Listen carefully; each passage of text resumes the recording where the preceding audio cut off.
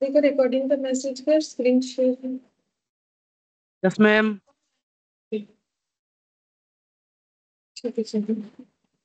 तो देखो हम लोग का लास्ट क्लास में कंप्लीट हो गया था। क्या था हम लोग का topic? Time value of money. ठीक है, आज हम लोग स्टार्ट करेंगे सीक्वेंस एंड सीरीज। ठीक है, सीक्वेंस एंड सीरीज। इसमें हमें पढ़ना है एरिथमेटिक प्रोग्रेस और जियोमेट्रिक प्रोग्रेस। तो पहले एरिथमेटिक प्रोग्रेस पढ़ेंगे, उसके बाद जियोमेट्रिक प्रोग्रेस।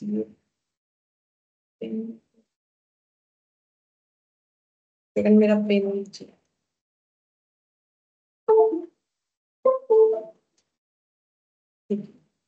सो लिखो सीक्वेंस एंड सीरीज। ठीक है, तो सीक्वेंस का मतलब क्या होता है? सीक्वेंस का मतलब क्या होता है? एक के बाद एक। नॉर्मली सीक्वेंस का मतलब, तो यहाँ पर भी वही एक के बाद एक को हम लोग क्या बोल सकते हैं इंग्लिश में? ऑर्डर्ड। ठीक है, ऑर्डर भी होना चाहिए। ऑर्डर का मतलब ही तो एक के बाद एक होगा, मतलब कुछ एक ऑर्डर तो फॉलो करेगा ना। जैसे ए के बाद बी आता है, बी के बाद सी आता है, अल्फाबेटिकल ऑर्डर ऑर्डर्ड। लेकिन यहाँ पर वो अल्फाबेट का नहीं, यहाँ पर हम लोग को पढ़ना है कलेक्शन ऑफ नंबर्स। ठीक है, यहाँ अल्फाबेट का कोई बात नहीं, ये कलेक्शन ऑफ नंबर प्लस हो जाएगा विथ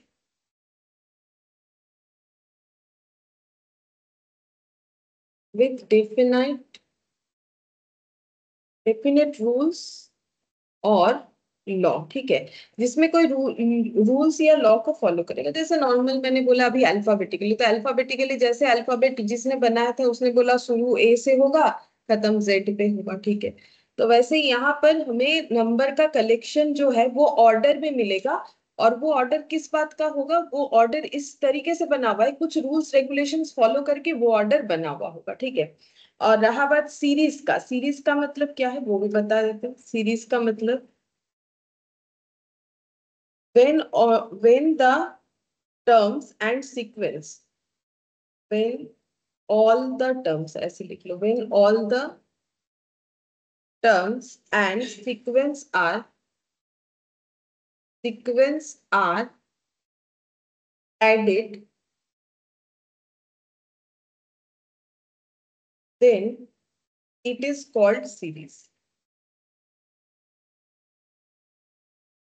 जब हम लोग इसी तरीके के सीक्वेंस में कलेक्शंस ऑफ नंबर्स का एडिशन करेंगे तो उसको हम लोग बोलते हैं सीरीज। ठीक है, ये दो चीज पे ही हमें ये टॉपिक पढ़ना। ठीक है, एक बार देख लेते कोई एंटर करना चाह रहा है। वेट तो नहीं। ठीक है चलो।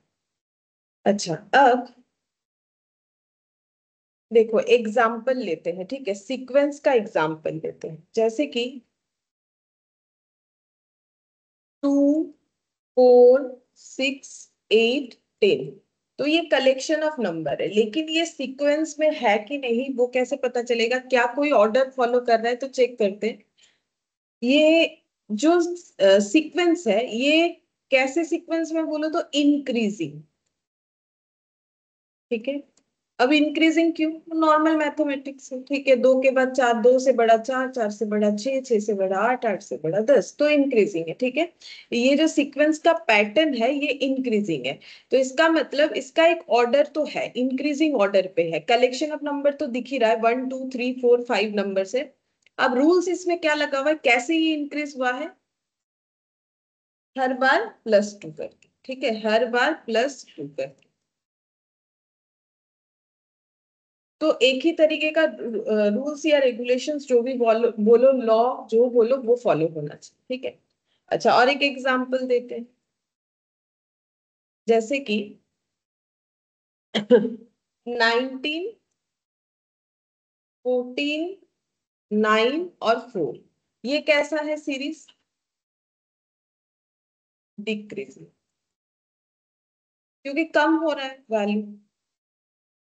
अच्छा, कैसे डिक्रीज हो रहा है? मतलब क्या लॉ या रूल्स या जो भी फॉलो कर रहा है, तो वो क्या है? -5। हाँ, -5। ठीक है, सभी में होना चाहिए, सभी में हो रहा है, देख लो -5 होगा। -5 -5 मतलब ऐसा नहीं कि 5 5 ही होना चाहिए। अगर मान लो -5 -1 फिर -5 -1 ऐसा भी होगा, लेकिन कोई भी एक तरीके से चलना चाहिए, ठीक है। अच्छा, अब अगर मान लो हम लोग इसमें इसका सीक्वेंस निकालना चाहते हैं, ये सब किस चीज का एग्जांपल हुआ, ये सीक्वेंस का हुआ, इसका सीरीज, ठीक है। सीरीज का मतलब क्या है, जब किसी सीक्वेंस में जितने भी टर्म्स है उसको अगर हम लोग एडिट करते हैं तो उसको हम लोग क्या बोलेंगे, सीरीज बोलेंगे। जैसे इसका, ये क्या है, ये तो सीक्वेंस है, इसका सीरीज क्या होगा, 2 + 4 + 6 + 8 + 10 करने से जितना भी आंसर आएगा वो इसका सीरीज हो जाएगा, ठीक है। तो आंसर कितना आ रहा है देखो, 30। तो ये सीरीज हो गया, ठीक है, ये सीरीज हो गया। ये ऊपर का क्या है, सीक्वेंस है, कैसे सीक्वेंस में है, इंक्रीजिंग सीक्वेंस। इसका भी ऐड करने से मिल जाएगा सीरीज वाला आंसर। ये भी देख लो, 9 + 9 + 9 28, 28 और 4 32, 32 और 14 46 शायद, ठीक है, 46, ये भी क्या हो गया, सीरीज, ठीक है। अच्छा, अब और एक एग्जांपल देते हैं, जैसे कि -7, 14, -28 और 56। तो पहले सोचो क्या ये सीक्वेंस में है, क्या ये सीक्वेंस में है। तो कैसे पैटर्न में, जैसे सीक्वेंस का तो इंक्रीजिंग देखा हम लोगों ने, डिक्रीजिंग देखा, ये कौन से पैटर्न।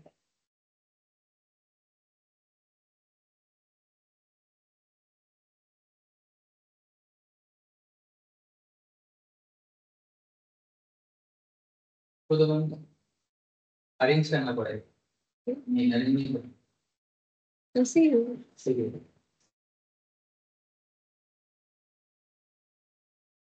पहले बोलो कौन सा डेटा बड़ा, -7 या 14 में पहले कंपेयर करो। जैसे 2 और 4 को देख के ही ना बता रहे थे कि 2 के बाद 4 बड़ा, 4 के बाद 6।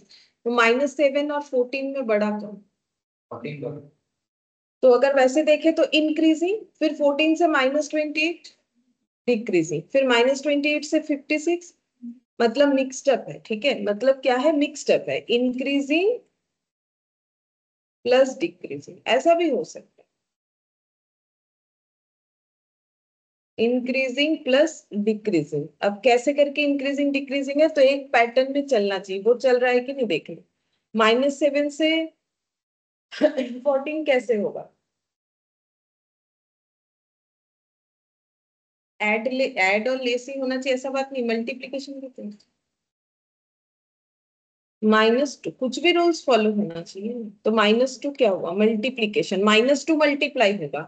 अगर -7 में 2 मल्टीप्लाई कर दोगे तो कितना आ जाएगा, -14। हमारा -14 नहीं है, ठीक है। अच्छा, अब ये इसके आगे वाला कैसे होगा, भाई -2 करोगे, 14 × -2 मतलब -28 होता है। अच्छा, -28 में फिर से -2 को मल्टीप्लाई करो, देखो कितना आएगा, -1 से +28 × 2 56। ठीक है, तो रूल्स रेगुलेशंस फॉलो कर रहा है, ये सीक्वेंस हम लोग का इंक्रीजिंग डिक्रीजिंग। अच्छा, इसका अगर सीरीज निकालना चाहोगे निकाल सकते हो। सीरीज कैसे निकालोगे, ऐड करके ही निकलता है। तुम लोग के पास तो कैलकुलेटर रहेगा, आराम से कैलकुलेटर पे ऐड करके देख सकते हो, या फिर ओरली अगर करोगे तो -7 + 14 हो जाएगा +7, +7 और इधर हो जाएगा +20, आई थिंक +7 +20 35 होगा शायद, कंफर्म नहीं है, देख 35 35 हो रहा है। ये मैंने ओरली किया।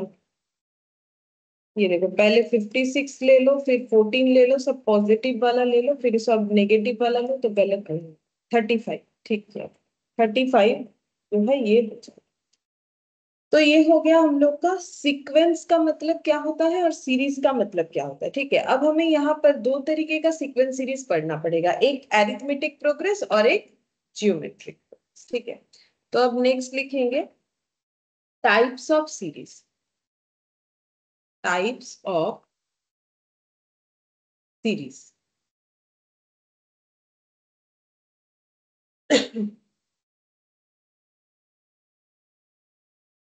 एरिथमेटिक प्रोग्रेस, जिसको शॉर्ट में बोलते हैं एपी, ठीक है, क्वेश्चन में भी एपी बोल सकता है, मतलब वही बोल रहा है, एरिथमेटिक प्रोग्रेस, जियोमेट्रिक प्रोग्रेस, यानी कि जीपी, ठीक है, इसको शॉर्ट में जीपी बोलते हैं। अब एरिथमेटिक का मतलब क्या होता है, मैथ्स में एरिथमेटिक जो वर्ड है ना, इसका एक स्पेसिफिक मीनिंग है। अगर हम लोग किसी तरीके का एडिशन का फंक्शन यूज करते, मतलब plus and minus function use करते, या सब्ट्रैक्शन जो भी बोलो, यानी कि ये माइनस, ठीक है, तो अगर ये प्लस या माइनस यूज हो रहा है सीरीज में, तो वो हम लोग का एरिथमेटिक प्रोग्रेस होगा। तो देखो यहाँ पर बोलो तो कौन कौन सा एरिथमेटिक प्रोग्रेस था, यहाँ पर कौन कौन सा एरिथमेटिक प्रोग्रेस था, कौन कौन सा सीक्वेंस ऐसा था जो कि एपी में आ सकता है। सब सब होगा एक्सेप्ट ये लास्ट वाला, क्योंकि इसमें प्लस माइनस तो नहीं हुआ, इसमें मल्टीप्लीकेशन हुआ, मल्टीप्लीकेशन होने से जीपी होता है, ठीक है, तो वो जीपी जब पढ़ेंगे तब हम लोग देखेंगे। अच्छा, अब एक एग्जांपल लेते हैं, अब हम लोग एपी पे ही बात करेंगे, ठीक है। तो देख यहाँ पर मान लो मैंने यहाँ लिखा 2, फिर लिखा 7, फिर लिखा 12, 17 और 22, तो ये मैंने क्या लिखा, ये मैंने कलेक्शन ऑफ नंबर लिखा है। अब ये क्या कोई ऑर्डर में है, तो हाँ दिख रहा है, एक ऑर्डर तो दिख रहा है, क्या है ऑर्डर बोलो तो इंक्रीज हो रहा है, ठीक है, 2 के बाद 7, 7 के बाद 12, लेकिन क्या ये कुछ रूल्स फॉलो करके हो रहा है, तो वो तुम लोग चेक करके देखो फॉलो हो रहा है कि नहीं। 5, 5 प्लस करके हो रहा है।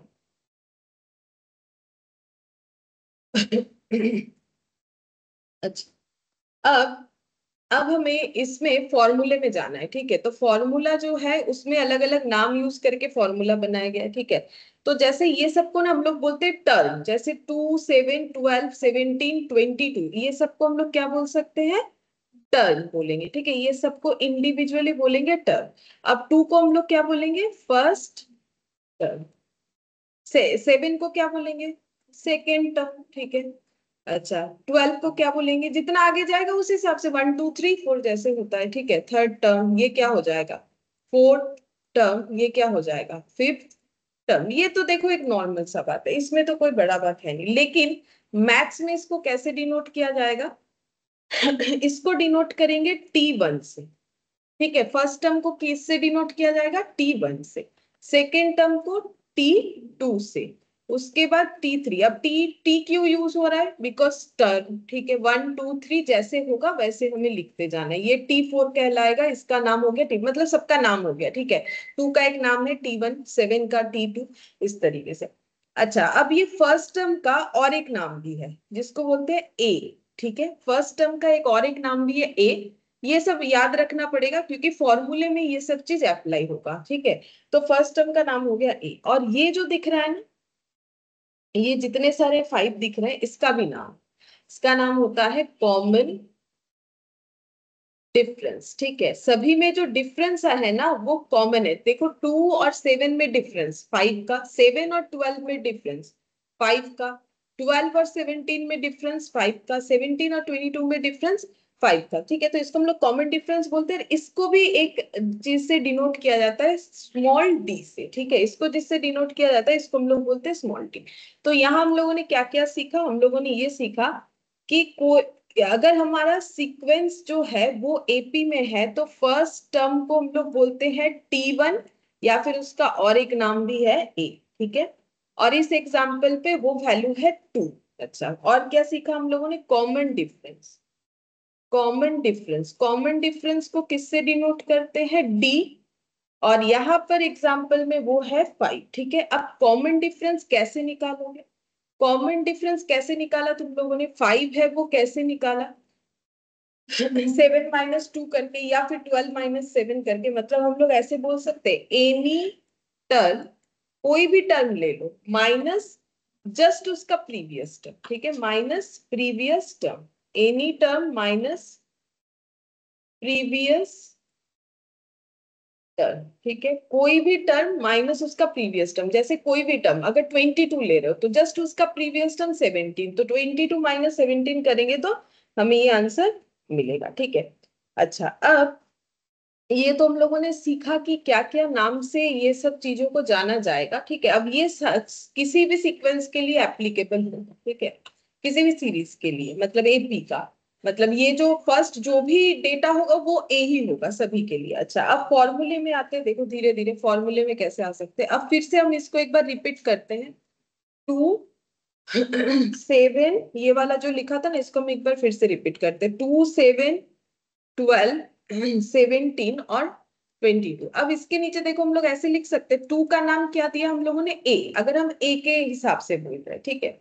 अच्छा, अब 7 को हम लोग बोल सकते हैं कि 7 का मतलब ए प्लस डी है, बोल सकते हैं कि नहीं बोल सकते, क्योंकि ए मतलब कितना, 2, 2 में 5 ऐड हुआ, डी तो ही हुआ, ठीक है। अब फिर 12 को क्या बोलेंगे, ए प्लस डी प्लस डी, तब जाके होता है 12, ठीक है। 2, 2 में 5, उसमें फिर से 5 ऐड हुआ, ठीक है। जितना आगे जाएगा कॉमन डिफरेंस उतने बार ऐड होते चलेगा। फिर इसको क्या बोलोगे, 17 को 3 बार डी ऐड करोगे तब ना आएगा 17, ठीक है। और 22 में कितना बार ऐड करना पड़ेगा, 4।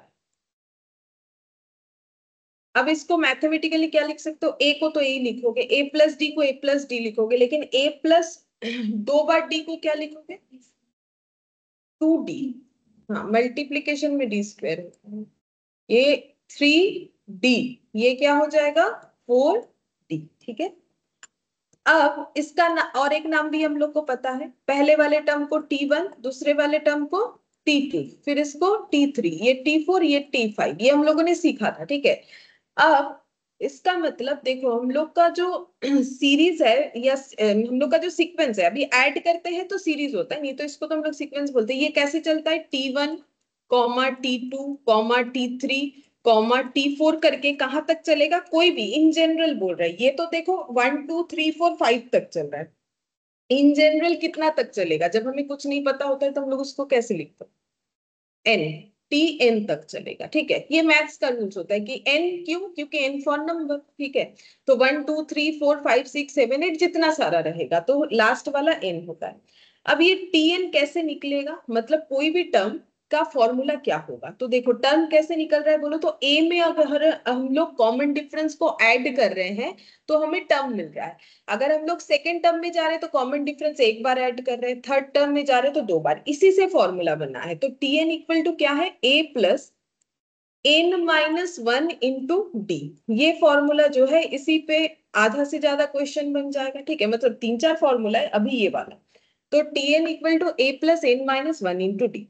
अब ये टी एन निकालना है, एन मतलब नंबर ऑफ टर्म। अब तुम लोग कोई भी नंबर ऑफ टर्म उठा लो, लाइक T4 निकालना है तुम लोग को, निकालो इस फॉर्मूले में डाल के। ए कितना है, इस वाले एग्जाम्पल में ए कितना है, 2, जो सबसे पहले रहता है वही ए होता है। एन मतलब क्या बोला मैंने, नंबर ऑफ टर्म, ठीक है। एन कैसे पता करोगे, टी के साथ लगा हुआ है, ये क्या है, ये 4 क्या है, ये तो इक्विवेलेंट टू एन है। तो ये कितना हो गया, 4 - 1, ठीक है, इनटू कितना हो जाएगा, डी कितना है इसका, वो हम लोगों ने पहले निकाला था 5, ठीक है। अब देखो कितना आ जाएगा, 2 + 15, यानी कितना हो गया, 17, आंसर आया। अच्छा, अब देखो यहाँ पर अगर किसी के दिमाग में ये आ रहा है कि ये 3D क्यों हुआ, तो एक चीज देखो ना, पहले वाले पे तो कोई डी ऐड नहीं होता है, सेकंड वाले पे डी ऐड होता है। तो सेकंड के लिए कितना डी, एक, थर्ड के लिए एक एक करके कम हो रहा है, फोर्थ के लिए 3, तो 4 के लिए कितना डी ऐड होगा, 3, तो वही तो 3 आया ना, 4 - 1 करने से 3 आएगा। तो फॉर्मूला वैसे बना हुआ है, समझ के रटना पड़ेगा, ठीक है। मतलब अब एग्जाम में जाके बड़ा बड़ा सीरीज रहेगा तो बैठ बैठ के थोड़ी ना हम लोग चेक कर पाएंगे, तो वो तो समझ के याद रखना है कि a + n - 1 इंटू डी, ये तो करना ही पड़ेगा, ठीक है। लेकिन क्यों 3D हुआ वो भी मैंने बता दिया, और 2 क्यों ऐड हो रहा है, क्योंकि फर्स्ट टर्म के साथ ही कॉमन डिफरेंस लगातार ऐड होते जा रहा है इंक्रीजिंग मोड में, तब जाके ऐसे 17 आ जाएगा। कोई भी टर्म उठाओगे आंसर आ जाएगा। अच्छा, चलो अब इस पे थोड़ा बहुत क्वेश्चन करते हैं। जैसे कि पहला, तुम लोगों को सिर्फ बताना है कि डी कितना है, ठीक है, हम एग्जांपल दे रहे हैं। डी बताओ, ये मैंने एक सीरीज दिया, ठीक है, तुम लोग को बताना है इसमें डी का वैल्यू कितना है, बस तुम लोग को यही बताना है। हाँ, डी का वैल्यू कितना है, 5 है, चेक करने से ही पता चल, सही बात, 5 है। Second 2 6 10 15 dot dot. फिर से तुम लोग को बताना है कि इसमें डी कितना। हाँ 4 होगा। 2 + 4 6 + 4 10 प्लस, हाँ ये तो 5 हो जा रहा है। तब क्या ये एपी बनेगा? क्या ये नहीं बनेगा? ठीक है, तो इसमें डी हम लोग 4 5 दो चीज तो लिख नहीं सकते हैं। ठीक है, इसका मतलब ये एपी है ही नहीं। ठीक है, ये एपी में है ही नहीं, ये सीरीज में ही नहीं है।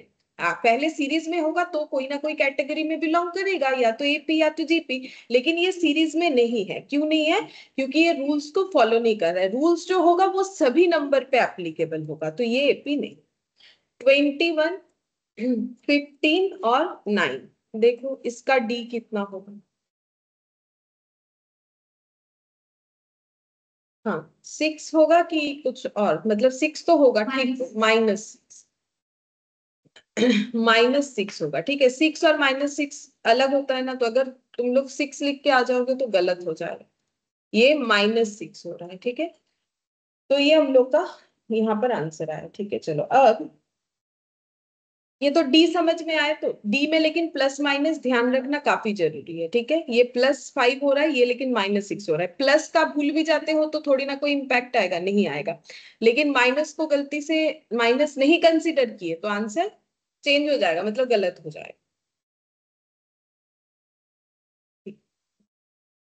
अब देखो एग्जाम्पल 1। ठीक है, 8,5,2,-1,-4। ठीक है, डॉट डॉट। तुम लोग को बताना है T7 कितना होगा। बताओ कैलकुलेट करके T7 कितना होगा।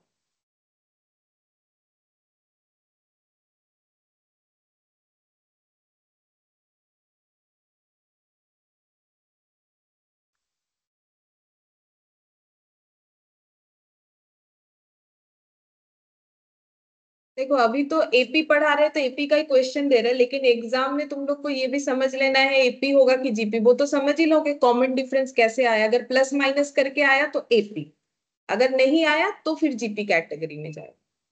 लेकिन अभी क्योंकि हम एपी पढ़ा रहे हैं तो नॉर्मल सा बात है, उसी का क्वेश्चन आएगा तुम लोग।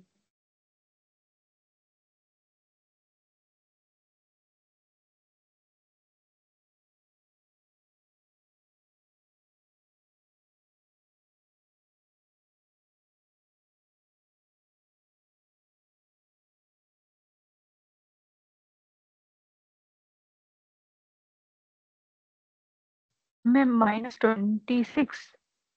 हाँ -26, -10 आना चाहिए।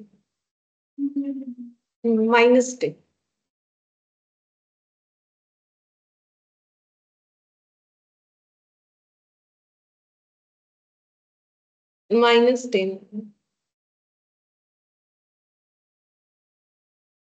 देखो हम लोग को कोई भी किसी भी टर्म को निकालने का मतलब है टीएन वाला फॉर्मूला लगाएंगे। अभी तक मैंने एक ही फॉर्मूला सीखा है ना, मुझे तो टर्म टर्म पूछा है ना, T7 का वैल्यू कितना है, तो मुझे टीएन पता है, वो मुझे याद रखना है। A+n-1 × D। ठीक है, अब फॉर्मूले में ए कितना लिखोगे? ए तो जहां से मेरा स्टार्टिंग हो रहा है वही मेरा ए है। ठीक है, 8।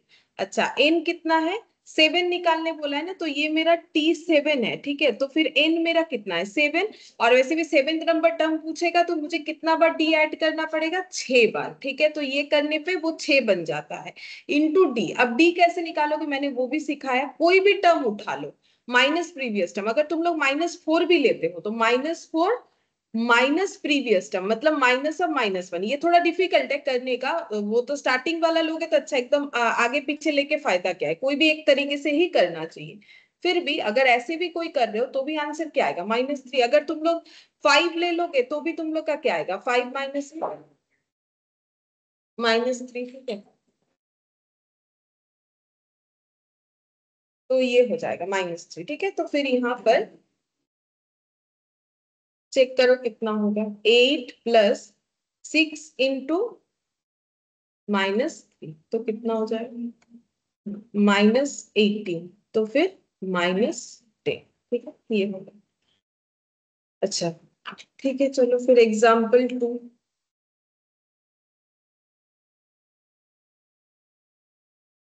3/√7, 4/√7, 5/√7 इज 17/√7। बोल रहा है, क्वेश्चन का एक लैंग्वेज है, बोला है कि, अच्छा ऐसे दिया है, बोल रहा है कि फाइंड TN। नहीं, इसका ना लैंग्वेज होगा कि अगर ये सीरीज है तो 17√7 कितना नंबर टर्म है, हम देख के बताते हैं, एक सेकंड देख के बताते हैं इसका क्वेश्चन का ये एग्जाम्पल नंबर।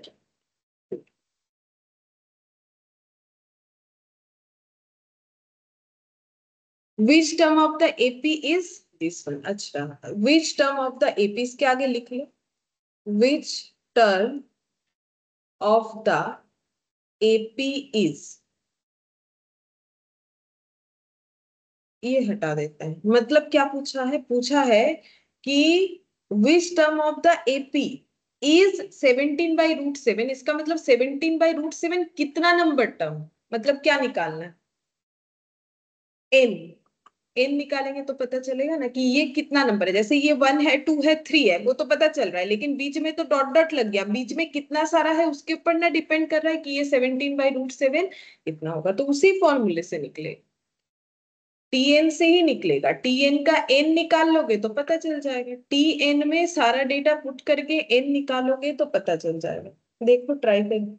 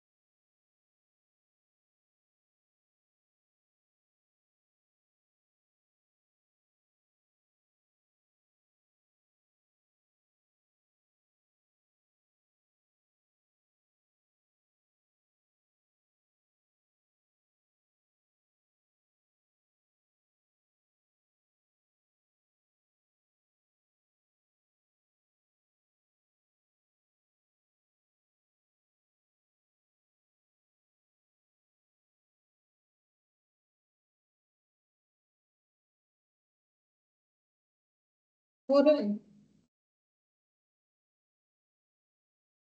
देखो, ऐसे करना चाहिए।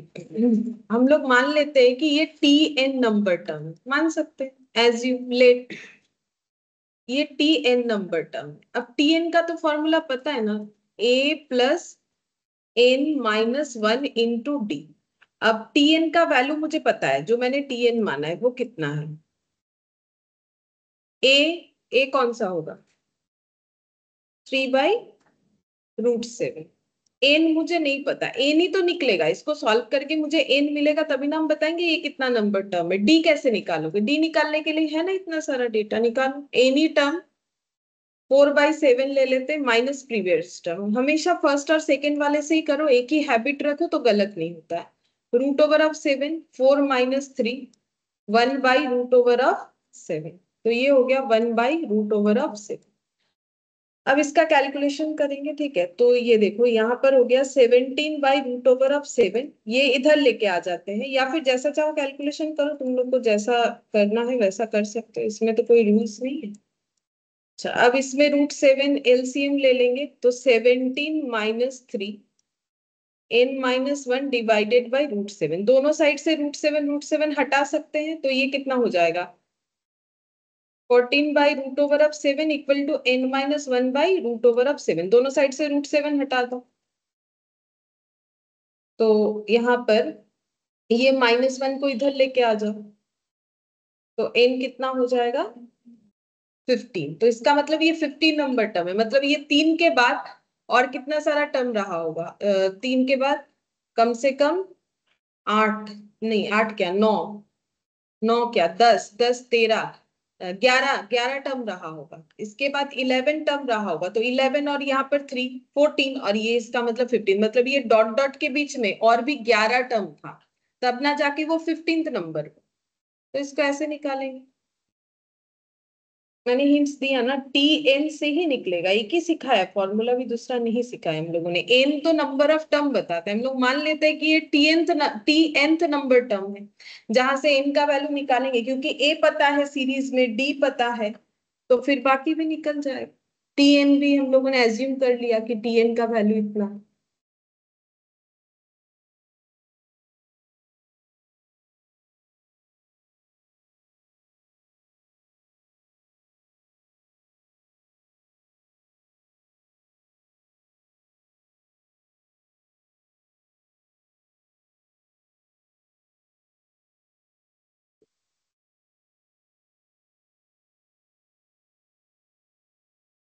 अब एग्जाम्पल 3 देखते हैं, इसमें क्या बोला।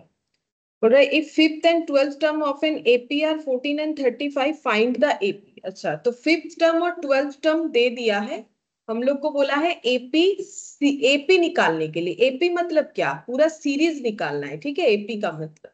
अच्छा अब देखिए, बोला है कि T5 क्वेश्चन में गिवन है 14, T12 भी क्वेश्चन में गिवन है 35, ठीक है, ये दोनों गिवन है। वहां लैंग्वेज में दिया है, मैंने इसको लिख दिया। तो फिफ्थ नंबर टर्म मतलब T5, 12th नंबर टर्म मतलब T12, उसका वैल्यू भी बता दिया। ये वैल्यूज है fifth and 12th number term. अब बोल रहा है फाइंड एपी। फाइंड एपी का मतलब है पूरा एपी सीरीज जो है वो हमें बना के दिखाना है। तो उसके लिए हमें क्या क्या चाहिए, एपी सीरीज कैसे स्टार्ट होता है, पहले ए, उसके बाद ए प्लस डी, मतलब मुझे अगर डी मिल जाए तो भी तो काम होगा ना, मतलब ऐसे होता है T1 T2 डॉट डॉट बोलो, या फिर ये वाला बोलो, किसी भी एक तरीके से। अब यहाँ जो दिया हुआ है उससे कैसे निकालोगे, तो तुम लोग को ए निकालना है, कंपलसरी है। ए नहीं निकला तो फिर सीरीज लिखोगे कैसे, ए निकालना है और डी निकालना पड़ेगा। तो कैसे निकालेंगे, अभी सिखाया। टी एन ही है फॉर्मूला, और कुछ नहीं, उसी पे फोकस करो, कुछ ना कुछ आएगा दिमाग में। टी एन से ही निकलेगा, और कोई फॉर्मूला भी मैंने बताया ही नहीं है, और उसी में ए डी सब एप्लीकेबल है। तो टी एन लिखने से ही दिमाग चलेगा। टी एन का मतलब होता है A plus N minus 1 into D, ठीक है।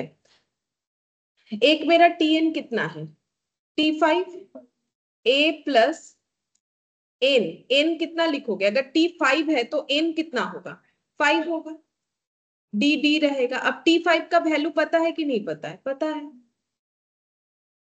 5 माइनस 1 4D होता है, ठीक है। सेम तरीके से इधर T12 को भी ऐसे सेट करो, t n equal to A plus N minus 1 into d होता है।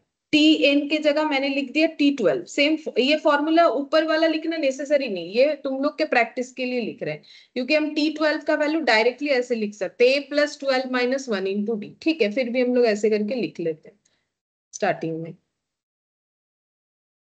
अच्छा, T12 का वैल्यू हमें पता है, लिख लेते हैं 35, ए रहेगा, 12 माइनस 1 11 डी हो गया। अब दोनों साइड दो क्या बन गया बोलो तो, इक्वेशन, ठीक है, जहां से हम लोग सॉल्व करके क्या निकाल सकते, क्या क्या निकलेगा ये दोनों इक्वेशन सॉल्व करने से, ए और डी। तो ए और डी निकालो। अब सॉल्व करने के लिए क्या करोगे, हम जैसा चाहो कर सकते हो, जो भी मेथड यूज कर सकते हो, लेकिन हम एलिमिनेशन मेथड यूज करते हैं, वो शॉर्टकट होता है। तो हम कर रहे हैं 1 माइनस 2, इक्वेशन 1 माइनस इक्वेशन 2 करेंगे। तो इक्वेशन 1 का वैल्यू है a प्लस 4d इक्वल 14, और इक्वेशन 2 है, हम ऐसे नीचे नीचे लिखते हैं, तुम लोग अगर किसी और तरीके से करके हैबिचुएट हो वही करो, ठीक है। अब अचानक से ये सब नया नया नहीं करना पड़ेगा। अब माइनस करना है, मैंने 1 माइनस 2 लिखा है, तो मैंने पहले 1 को लिखा है, उसके नीचे 2 को लिखा है। माइनस करने का मतलब इधर माइनस इधर माइनस इधर माइनस। देखो ना, अगर कोई ऐसे साइड बाय साइड लिखोगे तो a प्लस 4d माइनस क्या हो जाएगा, a प्लस 11d, अगर कोई ऐसा करता है, ठीक है, मुझे ये वाला बचपन से आदत है, ठीक है। अब ये देखो 14 माइनस 35 ये होगा, मैंने इस तरीके से लिखा है क्योंकि मेरा ये आदत है, ठीक है। अगर तुम लोग ऐसा लिखते हो तो वैसा लिखो, वो कोई प्रॉब्लम नहीं है। तो माइनस a और माइनस 11d हो जाएगा। अब ये देखो प्लस a माइनस से cancel out, 11d minus 11d और प्लस 4d, ये कितना हो जाएगा, -7, और ये हो गया -21, तो d कितना हो जाएगा, -21 बाई -7 मतलब 3 हो गया। अच्छा, अब d निकला तो a भी निकाल सकते हो, कैसे निकालोगे, दोनों में से कोई भी एक इक्वेशन में d का वैल्यू पुट कर दो तो तुम लोग को a मिल जाएगा। Put d equal 3 in equation 1, तो 14 equal to a plus 4d है, इसमें d पुट करते हैं और a निकाल लेंगे।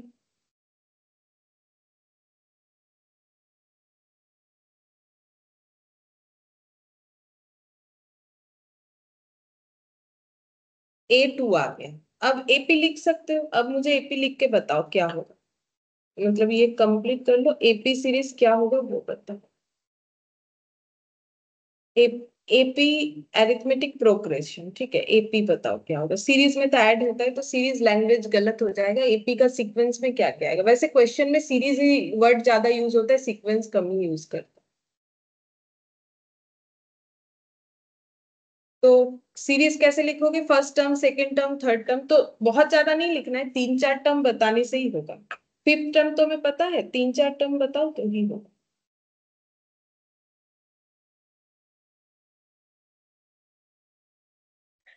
मैम 2, 5, 8, 11, 14। हम्म, सही। 2, 5, 8, 11, ठीक है। अब वो तुम लोग के ऑप्शन में रहेगा कितना सारा लिखा है उस पर टिक कर दो, क्योंकि पहला होता है ए का मतलब क्या है 2, उसके बाद वाला होता है a प्लस डी, तो 2 प्लस 3 कर लो, कितना हो गया 5, उसके बाद 8, ठीक है। ये ना कैलकुलेटर पे भी होता है, जैसे देखो ये 2 कर दिया तो प्लस लिखा, कितना प्लस हो रहा है हम लोग का 3, तो ये कितना आ गया 5, इक्वल दबाते जाओ आते जाएगा 8, उसके बाद देखो 11, उसके बाद देखो 14, ठीक है, उसके बाद कितना आ गया 14 के बाद देखो ये 17 आ जाएगा, ये 6th नंबर हो गया, ठीक है। फिर उसके बाद 7th number, 8th number, 9th number, 10th number, 11th number, ये देखो 12th में 35 आ गया। तो ये भी कैलकुलेटर से हो जाता है, प्लस कर दिए फिर उसके बाद इक्वल इक्वल इक्वल इक्वल करते जाओगे, ये पूरा दिखाते जाएगा, ठीक है। लेकिन अगर प्लस माइनस हुआ तो उतने आसानी से नहीं हो, प्लस है तो ये हो रहा है, या फिर माइनस है तो भी होगा, तो उसको उस तरीके से भी कैलकुलेट करके देख सकते हो, कैलकुलेटर पे भी बन जाएगा। लेकिन हाँ, कंफर्म होना चाहिए जो कैलकुलेटर पे कर रहे हो सही हो रहा है कि नहीं, नहीं तो फिर गलत लिख के आ जाओगे, तो कैलकुलेटर पे भी बन जाएगा। अच्छा, अब देखते हैं नेक्स्ट एग्जाम्पल 4। अच्छा, एग्जाम्पल 4 हम लोग जो है यहाँ पर बोला है divide 69 into 3 parts which are in AP, बोल रहा है 69 का 3 पार्ट्स करो जो कि एपी में है, ठीक है, and are such that product of first two part is 483, और फर्स्ट टू पार्ट का प्रोडक्ट है 483, ठीक है। तो इसके पहले हम एक चीज और सिखाते हैं, ठीक है, पहले ये वाला थोड़ा नोट डाउन करो कि 3 पार्ट्स ऑफ एपी कैसे डिफाइन किया जाता है। 3 पार्ट्स ऑफ एपी होता है ए माइनस डी, कॉमा ए, कॉमा ए प्लस डी, ठीक है। अब ये क्यों होता है हम बताते हैं, देखो फर्स्ट टर्म हम लोग का क्या होता है ए, ठीक है, उसके बाद वाला क्या होता है ए प्लस डी, उसके बाद वाला क्या होता है ए प्लस 2d, लेकिन 3 टर्म्स में ये ए, उसके बाद वाला ए प्लस डी, लेकिन ये तुम लोग को लग रहा होगा कि ये ए माइनस डी क्यों हो गया अचानक से आगे वाला, ठीक है।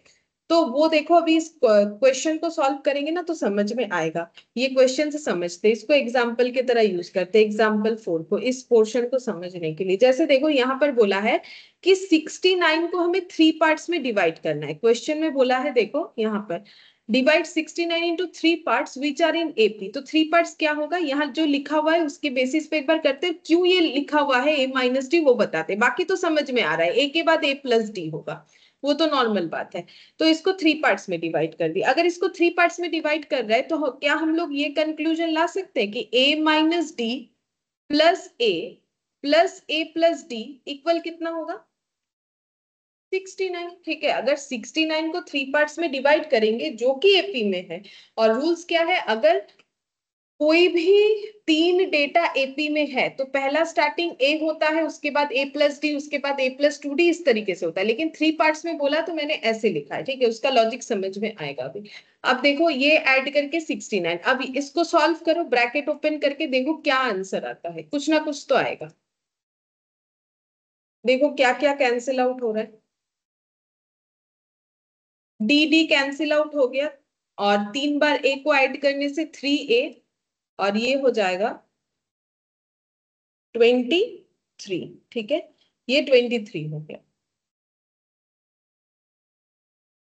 अच्छा, अब इसके साथ हम लोग को इस क्वेश्चन में और क्या बोला था? बोला था कि and are such that product of the first two part is 483। First two part का प्रोडक्ट 483 होगा, तो फर्स्ट टू पार्ट हमेशा यही वाला रहेगा, a माइनस डी इंटू ए। इसका जो प्रोडक्ट है वो है 483। ऐसा क्वेश्चन में बोला हुआ है कि अगर 3 नंबर एपी में है, ठीक है, अगर हम लोग 3 पार्ट्स में किसी नंबर को डिवाइड करते हैं जो कि एपी में है, तो ये रूल्स फॉलो करना है। जिसमें 69 बोल रहा है, 69 का 3 पार्ट्स, जैसे 3 पार्ट्स बोला ये रूल्स तो ऐड करके हमें ए मिल गया। अब बोला है कि पहले 2 पार्ट का मल्टीप्लीकेशन, यहाँ क्वेश्चन खुद बता रखा है, हम अपने से नहीं लिख रहे, प्रोडक्ट बोला है कि 483 है। अब ए मिल गया है, ए पुट कर दो, पुट करने से डी मिल जाएगा। ए तो पहले वाले कंसेप्ट से मिल गया है ना, तो यहाँ पर हो जाएगा 483 डिवाइडेड बाई 23।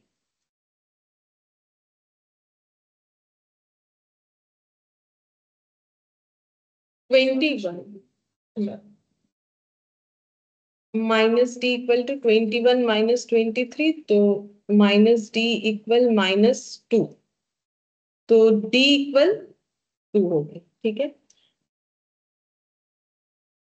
अब हमें पूछा क्या था? पूछा था कि अच्छा, यहाँ पर एक्चुअली हमें ए और डी ही निकाले, मतलब 3 पार्ट्स हमें बताने, मतलब एपी में है कि नहीं बताना है। तो ए कितना आया? 23। ए प्लस डी कितना आएगा? 25। ठीक है, अच्छा अब देखो, एक मेरा ए माइनस डी आएगा 23 माइनस 2 कितना आ जाएगा? 21। ए कितना आ जाएगा? 23, और ए प्लस डी कितना आ जाएगा? 23 प्लस 2 इक्वल 25। ठीक है, तो ये आगे वाला कितना आ जाएगा? आगे वाला हम लोग का आ जाएगा 21। ठीक है, अब ए माइनस, अब देखो ये सीरीज में हो रहा है कि नहीं होगा, देखो कॉमन डिफरेंस कितना है। ठीक है, ये एपी सीक्वेंस में होगा। अच्छा, अब ये ए और ए प्लस डी लॉजिक समझ में आता है, लेकिन इसके आगे वाला ए माइनस डी क्यों किया है? क्योंकि इसीलिए किया है क्योंकि हमें क्या पता कि देखो ये बीच का टर्म आ गया 23। ठीक है, अब 3 पार्ट्स में डिवाइड करना है। अब हमें क्या पता कौन सा स्टार्टिंग पॉइंट है। ठीक है, हम लोग जिसको ए मान रहे हैं, हो सकता है उसके आगे का भी कोई वैल्यूज हो। ठीक है, उसके आगे का भी कोई वैल्यूज हो, जैसे देखो 2 5 4, हम लोग तो इस बीच वाले को ए मान रहे हैं ना, तो अगर इसके आगे का टर्म अगर हम लोग कुछ मानेंगे, मान लो हम लोग ए को सेकंड में रख रहे हैं, तो इसके आगे का कोई टर्म क्या होगा? पहले वाले टर्म से कम होगा। ठीक है, इसीलिए उसको क्या माना गया है? ए माइनस डी, क्योंकि बाद में जाएगा तो प्लस प्लस होगा, लेकिन अगर हम बोलेंगे कि मेरे किसी भी एक टर्म के आगे वाला टर्म, तो उससे क्या होगा? कम ही होगा। तुम लोग कोई भी एग्जांपल ले लो, जैसे आज हम लोगों ने जो भी किया, देखो 4 के आगे वाला टर्म क्या है? उससे कम है। अगर इंक्रीजिंग है तो 6 के आगे वाला 2 है। अब हमें कैसे पता होगा कि मेरा जो सीक्वेंस है वो इंक्रीजिंग है कि डिक्रीजिंग? वो तो मुझे नहीं पता, तो मुझे क्या पैटर्न दिया है? बोला है कि बीच में एक को रखो। ठीक है, और पीछे इंक्रीजिंग वैल्यू लगाओ और आगे क्या लगाओ? डिक्रीजिंग। इससे मेरा आंसर बैलेंस करके आएगा, इसीलिए पीछे ए प्लस डी, वो तो लॉजिकल है, ए के बाद ए प्लस डी। लेकिन वो तो तब लॉजिकल है ना अगर मेरा सीरीज कंफर्म है कि वो इंक्रीजिंग ही होगा। लेकिन मुझे कैसे पता कि 69 का जो 3 पार्ट से एपी बन रहा है वो इंक्रीजिंग पैटर्न में है कि डिक्रीजिंग? इसीलिए बीच में ए को रखो, इधर इंक्रीजिंग इधर डिक्रीजिंग। अब वो सॉल्व करके जो आएगा उसके हिसाब से मेरा ये बन जाएगा। जैसे देखो ना, ये वाला, ये वाला देखो, ये क्या है? पीछे क्या है? इन मतलब यहां से यहां देखते हैं तो क्या लग रहा है? इंक्रीजिंग, लेकिन उसके बाद देखते हैं तो क्या डिक्रीजिंग। तो अब ये तो हो ही सकता है, वो हमें क्या पता कि 69 का 3 पार्ट से इंक्रीजिंग वाला बन रहा है, डिक्रीजिंग बनेगा कि मिक्स्ड अप बनेगा। तो हमें जनरली क्या फॉर्म लेने बोला है, बीच में ए ले लो, पीछे इंक्रीजिंग ले लो, आगे डिक्रीजिंग ले लो, ठीक है। तो ये सीक्वेंस में हमारा आंसर आ जाएगा। तो 3 पार्ट्स में जब डिवाइड करने बोलेगा तो हमें इस तरीके से करना पड़ेगा, ये है लॉजिक इसको लेने का, इस तरीके से। अच्छा, अब एग्जाम्पल 5, ठीक है। अच्छा, एग्जाम्पल 5 देखते हैं क्या बोला है। बोला फाइंड द एरिथमेटिक मीन, ये प्रोग्रेशन नहीं बोला है, find the arithmetic mean between 4 and 10। Arithmetic mean का मतलब होता है एवरेज, ठीक है। तो बोलो, एवरेज तो बचपन में काफी निकाले होंगे, 4 और 10 का एवरेज बताओ। सिर्फ 4 का, 4 का सिर्फ कैसे निकलेगा, दो डेटा बिना, मिनिमम 2 डेटा बिना तो एवरेज नहीं निकलेगा। 4 एंड 10 बोलो। 7 होगा। हाँ, कितना हो जाएगा, 7, ठीक है। तो हम लोग को यही पूछा था कि find the arithmetic mean. Arithmetic मतलब ऐड या माइनस, ठीक है। मीन का मतलब स्टैटिस्टिक्स में जो एवरेज होता है उसी को मीन बोलते हैं। और किसी चीज का एवरेज निकालने का मतलब होता है उसको मिक्स्ड अप कर, ठीक है। 4 मिला है, 10 मिला है, मान लो किसी को 10 आउट ऑफ 4 और 10 आउट ऑफ 10 मिला है दो सब्जेक्ट में, ठीक है। तो फिर उसे एवरेज कितना मिला है पर सब्जेक्ट, 7 रुपीज करके, ठीक है। 7 रुपीज बोल रहे, सॉरी 7 वैल्यूज करके मिला है। अच्छा, ये हो गया एरिथमेटिक मीन। तो इसका मतलब एरिथमेटिक मीन कैसे निकालोगे, समझ में आ गया, अगर मुझे 2 डेटा दिया हुआ रहेगा। अच्छा, अब ये देखो, बोल रहा है insert 4 arithmetic means between 4 and 32। 4 and 324 के बीच में 4 एरिथमेटिक मीन इंसर्ट करता है। मतलब क्वेश्चन कैसे हम लिख के देते, 4 और इसके बीच में 4 एरिथमेटिक मीन मुझे देना है, और इसके बाद वाला जो है वो है कुछ ऐसा 320, ठीक है। हम लोग को ये सब एक एक करके निकाल के देना है।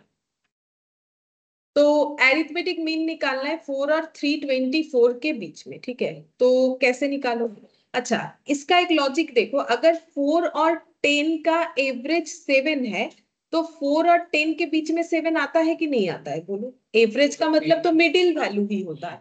तो 4 से 7 करते हो तो कितना होता है, 7 से 10 करते हो 3, मतलब मीन निकालने का मतलब वो सीरीज मेरा क्या बन जाएगा, 80। तो अगर मुझे बोल रहा है इसके बीच में 4 एरिथमेटिक मीन बनाओ तो ये सीरीज क्या बन गया, 80। तब इस पे पी का लॉजिक लगाओ, तो मतलब मुझे T2, T3, T4, T5 निकालना है। तो क्या ये हम लोग T2 करके नहीं निकाल सकते थे, बिल्कुल निकाल सकते, उसमें भी तुम लोग का 7 आएगा, लेकिन उसमें तो टाइम लगेगा ना। निकालो ना, T2 करके क्यों नहीं निकलेगा, A plus n-1 into D करोगे तो तुम लोग का इसमें भी 7 आंसर आएगा, लेकिन वो टाइम टेकिंग होगा। तो इसीलिए मैंने इसको एवरेज करके करवा दिया। लेकिन जब ऐसा रहेगा तब तो तुम लोग को फॉर्मूले से ही करना पड़ेगा, क्योंकि इसमें तो तुम लोग नहीं निकाल सकते हो एवरेज करके, 2 डेटा रहेगा तो ही एवरेज करके निकाल। तो इसमें क्या निकालना है, ये क्या हो गया, ए या फिर T1। तो निकाल के क्या देना है क्वेश्चन में, T2, T3, T4 और T5, ये T6 है। अब निकाल देखो, और ये फॉर्मूले से ही बन जाएगा, हम यहाँ पर दिखा देते हैं।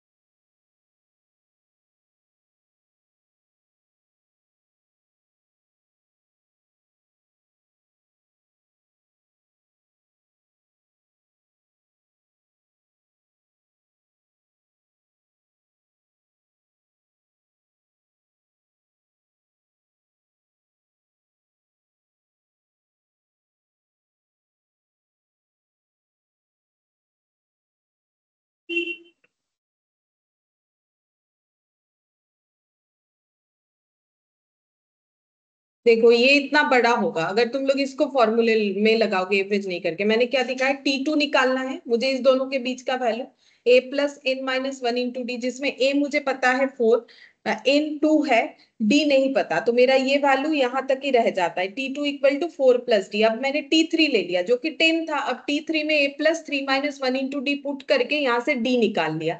अब इस D को इधर पुट करोगे तो आएगा, ये काफी मतलब कॉम्प्लिकेटेड नहीं बोलेंगे, काफी सारा क्वेश्चन ऐसे निकालना पड़ेगा, लेकिन इसमें जब मेरा जल्दी से एवरेज करने से हो जाएगा तो हम इतने फॉर्मूले में क्यों जाए। तो मुझे सिर्फ एवरेज जब दो डेटा का बोलेगा, हम सिंपल जो बचपन में एवरेज सीखे उसी से करेंगे तो मेरा वो बीच वाला डेटा निकल जाएगा, इसमें नहीं चलेगा। अब इसमें कैसे चलेगा, इसमें दो थोड़ी ना कि इसको एवरेज करते। तो T2 T3 T4 T5 निकालेंगे। अच्छा, तो निकालो, कैसे निकालोगे।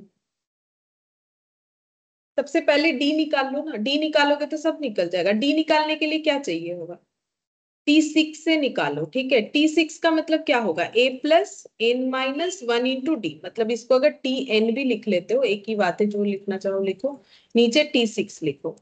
ए ए कितना है, हम्म ए है 4, T6 कितना है 324 प्लस 5D।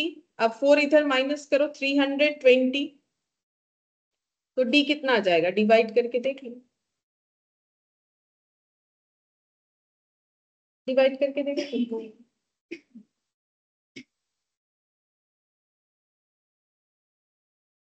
64, ठीक है। अच्छा, अभी मैंने सिखाया क्या करोगे, कैलकुलेटर लोगे, 4 प्लस कितना करोगे 64, तो T2 कितना आ जाएगा बोलो तो, ये फिल इन द ब्लैंक्स में कितना आ जाएगा 68, फिर इक्वल लगाओगे कितना आएगा 132, फिर इक्वल लगा दो कितना आ गया 196, फिर इक्वल लगा दो कितना आ गया 260। अब ये कितना सही आया है वो कैसे समझोगे, अब इक्वल दबाने से 324 आना चाहिए, इसका मतलब सही हुआ। बाकी खुद के कंफर्मेशन के लिए सिंपल ऐसे कर दो, A+D, अगर लिख के करना चाहते हो कर सकते हो, बट टाइम टेकिंग है। ए है 4, डी है 64, तो ये बनता है 68, बाकी कैलकुलेटर बताते जाएगा। A+2D, तो 4+2 × 64, कंफर्म है कि 132 आएगा, ऐसे करके लिखोगे, बाकी कैलकुलेटर से निकल जाएगा। कैलकुलेटर लेके ट्राई करके देखो, ये आंसर लगातार आते जाएगा। और इसका कंफर्मेशन कैसे करोगे, अगर कैलकुलेटर जो है गलत शो कर रहा है ना, तो T6 में 324 नहीं आएगा, तभी समझ जाओगे कि कुछ ना कुछ गलत हुआ है। लिख के करने का जरूरत ही नहीं, क्योंकि टाइम तो बचाना पड़ेगा MCQ में। अगर 324 सिक्स्थ में नहीं आया तो सोचो कि कुछ तो गलत हो गया होगा, फिर से ट्राई करना। बाकी लिख के तो कर ही सकते हो, उसमें तो कोई प्रॉब्लम है ही, लिख के करोगे तो आंसर तो आ ही जाए।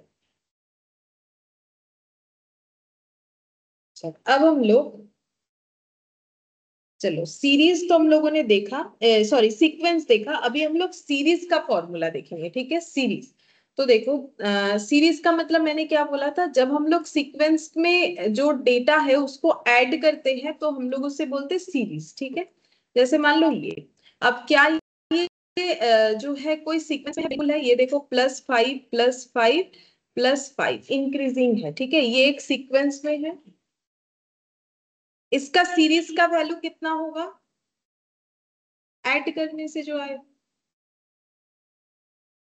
अब देखो ऐड करने से कितना आता है 38। अब इसका हम लोग फॉर्मूला सीखेंगे। ठीक है, तो इसको क्या बोलते हैं, सम ऑफ n टर्म्स। ठीक है, ये सम ऑफ n टर्म्स आराम से बोल सकते हैं ना, सम मतलब एडिशन, n टर्म्स मतलब जितने सारे टर्म्स है, तो यहाँ पर सम ऑफ कितने टर्म्स बोलेंगे 4 टर्म्स, ये सीरीज क्या है, सम ऑफ 4 टर्म्स है।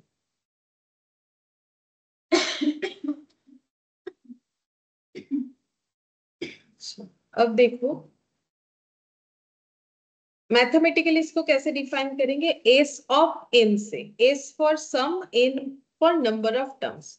इसका फॉर्मूला ऐसे हो जाएगा n/2 A+L। ठीक है, जहां पर तुम लोग को n का मतलब पता है, जैसे कि मैंने अभी इस पे एप्लीकेबल करके देखते हैं फॉर्मूले को। ठीक है, तो मुझे सम ऑफ 4 टर्म्स निकालना है। ठीक है, तो n का वैल्यू कितना हो जाएगा 4। ठीक है, डिवाइडेड बाई 2, ए कितना है, ये वाले सीक्वेंस में ए कितना है 2, एल का मतलब होता है लास्ट टर्म, तो लास्ट वाला टर्म कितना है, अब देख लो कितना आएगा, 4/2 +19, तो ये हो गया 30।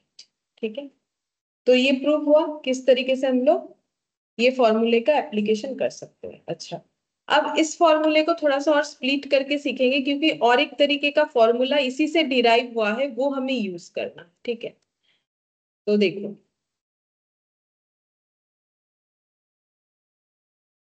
ए मतलब फर्स्ट टर्म, एल मतलब लास्ट टर्म। लास्ट टर्म को हम लोग किससे डिनोट करते हैं? टी एन से। कोई भी टर्म को तो हम लोग टी एन से डिनोट कर सकते हैं, तो लास्ट टर्म को टी एन से डिनोट करेंगे, ठीक है। अब आगे इसको अगर हम लोग लिखें तो बोलो, अभी अभी तुम लोगों ने टी एन का फॉर्मूला सीखा और उस पर काफी सारा क्वेश्चन किया। टी एन का फॉर्मूला क्या है? ए प्लस इंटू डी, ठीक है। अब इसको अपने आप ही तुम लोग कर सकते हो, ब्रैकेट ये देखो, ए प्लस ए कितना लिखोगे? 2a plus N minus 1 into d. तो देखो, हमें कोई प्रूफ करने देगा नहीं, हमें तो मैथ सिर्फ एमसीक्यू बेसिस पे ही करना है, हमें तो इस तरीके से करना है भी नहीं। तो जो भी हो, ये मैंने इसीलिए बता दिया क्योंकि एस एन का एक ये फॉर्मूला होता है, एस एन का एक ये फॉर्मूला होता है, ठीक है। लेकिन दोनों ही एक ही फॉर्मूले से डिराइव हुआ है, जो कि मैंने समझा दिया, दोनों कोई अलग फॉर्मूला नहीं है। फिर दोनों सीखने का क्या जरूरत है? अगर मान लो क्वेश्चन में मेरे पास लास्ट टर्म अवेलेबल नहीं है, मुझे ऐसे दे दिया 2,7,12 डॉट डॉट और बोला कि इस सीरीज का टोटल बताओ। अब लास्ट टर्म तो है नहीं, तो ये फॉर्मूला तो फेलियर हो गया, बट ये फॉर्मूले इस पे अप्लाई हो जाए। अगर मेरे पास लास्ट टर्म नहीं है, डॉट डॉट डॉट डॉट दे दिया, तो मुझे कौन सा फॉर्मूला यूज करना पड़ेगा? ये वाला।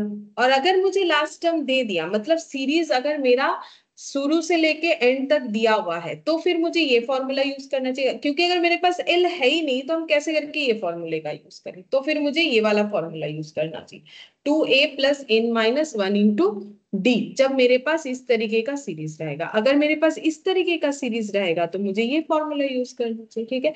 बाकी दो कोई अलग फॉर्मूला नहीं है, ठीक है, दोनों ही एक फॉर्मूला है, क्योंकि एल मतलब लास्ट टर्म, कोई भी टर्म को हम लोग टीएन बोल सकते हैं। टीएन अभी सिखाया क्या होता है, ए प्लस एन माइनस 1। अब उस पे जब एड वेड करोगे तो ये फॉर्मूला देखने को मिलेगा। अच्छा, अब देखते हैं, देखो, तो अभी तक हम लोगों ने क्या क्या फॉर्मूला सीखा बोलो तो?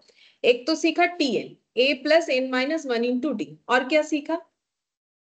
और सीखा कि एरिथमेटिक मीन अगर दो डेटा का होगा तो हम लोग दो डेटा का ऐड डिवाइडेड बाई 2 कर देंगे, ठीक है। अगर more than one arithmetic mean insert करने बोलेगा तब तो नॉर्मल टीएन वाला फॉर्मूला लगेगा। और क्या देखा? अगर कोई नंबर को 3 पार्ट्स में डिवाइड करने बोल रहा है जो कि एपी में है, तो बीच वाला ए मानेंगे, उसके बाद वाला ऑलवेज ए प्लस डी, और उसके आगे वाला ए माइनस डी, ये मानेंगे, ठीक है। अच्छा, और ये वाला देखा एस एन, एस एन का N by two A plus L, या फिर n by two 2a plus N minus 1 into D. देखो, अगर l का समझ होता है, ये एक फॉर्मूला याद रख के भी इसको तुम लोग खुद से डिराइव करके भी कर सकते हो, लेकिन एग्जाम में थोड़ा बहुत दिमाग में रख के जाना पड़ेगा, क्योंकि वहां डिराइव करोगे तो पेज भी कम होगा, ऊपर से टाइम भी ज्यादा लग जाए।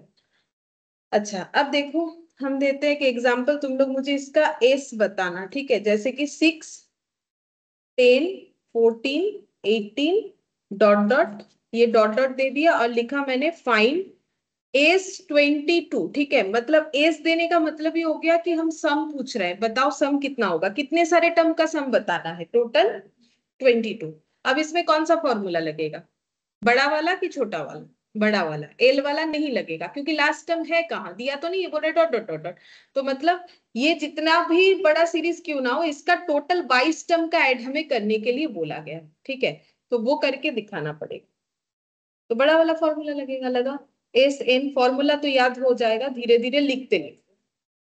2a plus N minus 1 into,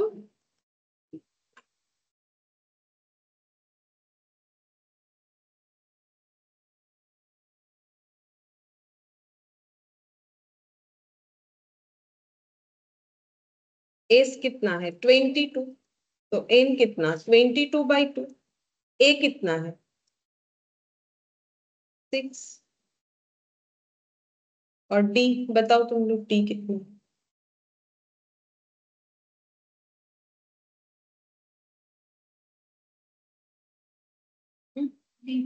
D 4 है। Any term minus previous term, 4 हो जाएगा।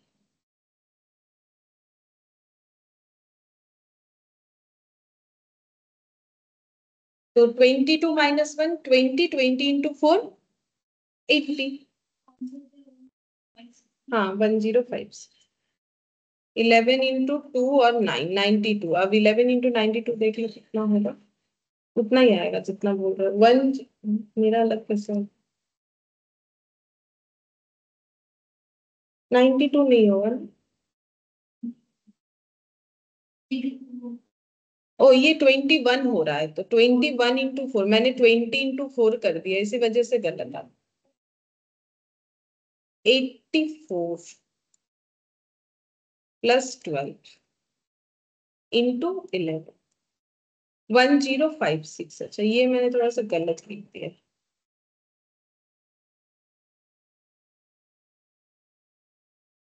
1056 ये आंसर है।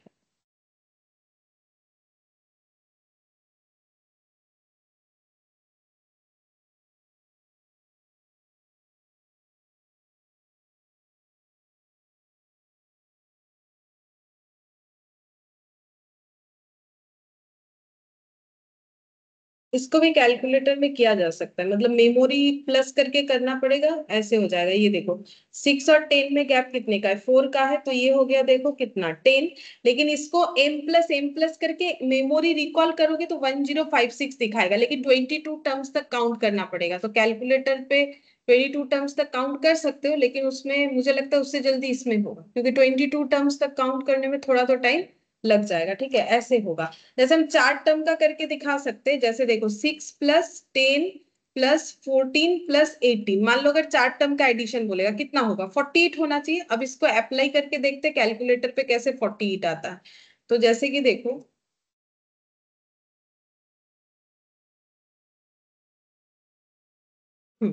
देखो 6, ठीक है, मेमोरी प्लस, अब 6 में कितना लगाना है, 4, तब जाके कितना आएगा 10। 6 प्लस 4 कितना आ गया 10। फिर करो मेमोरी प्लस, ठीक है, फिर 10 इक्वल कितना आ जाएगा 14, फिर करो मेमोरी प्लस, ठीक है, फिर इक्वल करो कितना आ गया 18, फिर करो मेमोरी प्लस। अब मेमोरी रिकॉल करने से कितना आना चाहिए 48, देखो 48 आ गया। आया, नहीं आ रहा 48, कैलकुलेटर आएगा।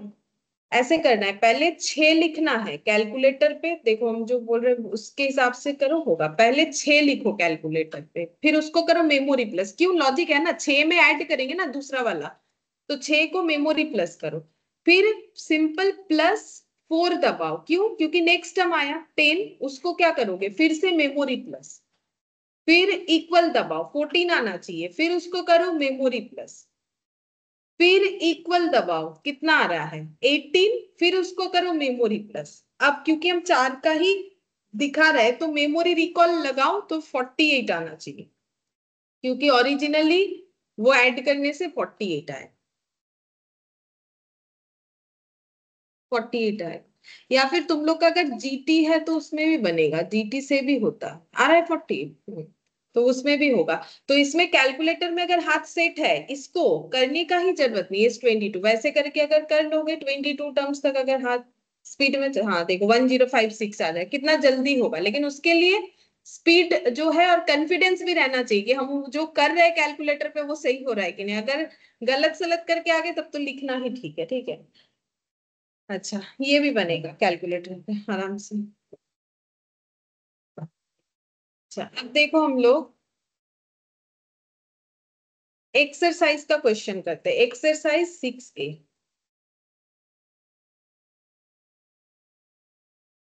ठीक है, अच्छा पहला क्वेश्चन क्या दिया है, बोल रहा है the nth element of the sequence. इस सीक्वेंस का nth एलिमेंट क्या है, nth का मतलब tn। nth का मतलब क्या हो गया, tn पूछ रहा है ना, तो इसका tn कितना होगा बताओ। चलो कैलकुलेशन करके बताओ कौन सा ऑप्शन होगा, A B C D क्या होगा। 1357 है, 1357 डॉट डॉट। इसका मुझे पूछा है nth एलिमेंट, मतलब nth नंबर एलिमेंट बताओ। तो nth number element a plus N minus one into T. A कितना है 1, एन एन ही रहेगा, क्योंकि मुझे पता नहीं है एन का वैल्यू, क्योंकि बोला तो नहीं है कि 4 नंबर 5 नंबर 6 नंबर, कुछ तो नहीं बोला है। डी हो जाएगा मेरा 2, ठीक है। डी हो जाएगा एनी टर्म माइनस प्रीवियस, हम पहला दो लेके हमेशा करते हैं, ये हो गया 1 प्लस 2n-2, तो कितना हो जाएगा 2n-1, ठीक है। -2 + 1 -1 होता है, 2n-1 ऑप्शन बी के साथ मैच होगा, ठीक है। तो ये आंसर हो जाएगा मेरा ऑप्शन बी।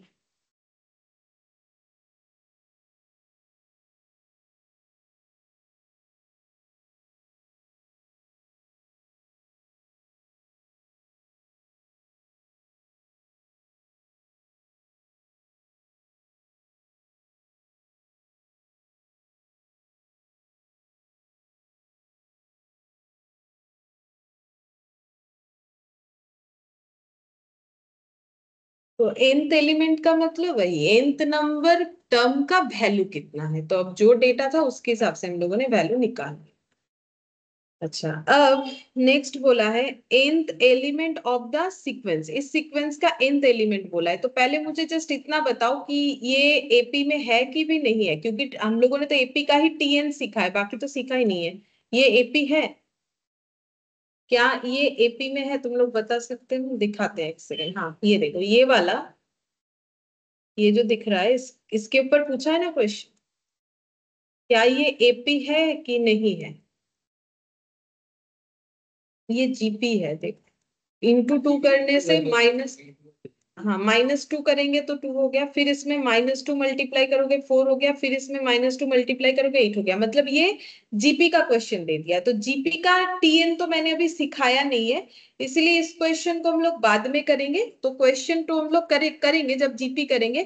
तुम लोग यहाँ नोट डाउन करके रख सकते हो अपने कॉपी में, मुझे बाद में याद दिला देना। क्वेश्चन 2 जो है वो फॉर जीपी है, क्योंकि जीपी मैंने अभी नहीं करवाया तो उस फॉर्मूले को भी नहीं बता रहे, नहीं तो फालतू में कंफ्यूजन हो जाएगा।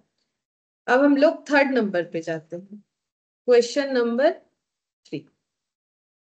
अच्छा, बोल रहा है ये समेशन साइन होता है स्टैटिस्टिक्स में, मैथ्स में भी बोल सकते हो समेशन, ये ऐसे समेशन i = 4 to 7। जो क्वेश्चन है हम लिख के देते हैं, तुम लोग मेरा यहाँ से देख देख के लिखो बोर्ड से। यहाँ लिखा हुआ है i = 4 to 7, इसको ऐसे रीड किया जाता है √ऑफ 2i - 1, ये लिखा हुआ है, ठीक है।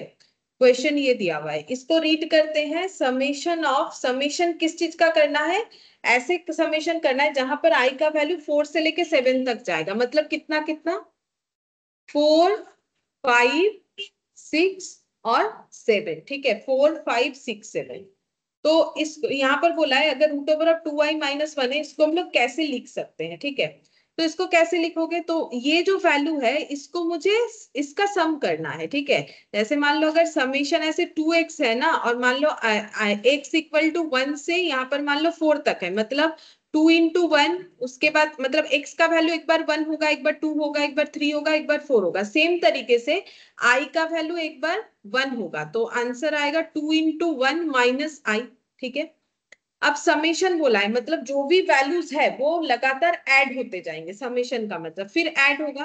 अब आई का वैल्यू एक बार 1 नहीं, सॉरी यहाँ तो 4 से स्टार्ट है, 4 होगा, उसके बाद कितना आएगा, 5 आएगा। 8 तो जाएगा ही नहीं, अप टू 7 तक, ठीक है। तो 2 × फिर कितना आ जाएगा 5, आई का वैल्यू 5 आ गया, बाकी एज इट इज रहेगा।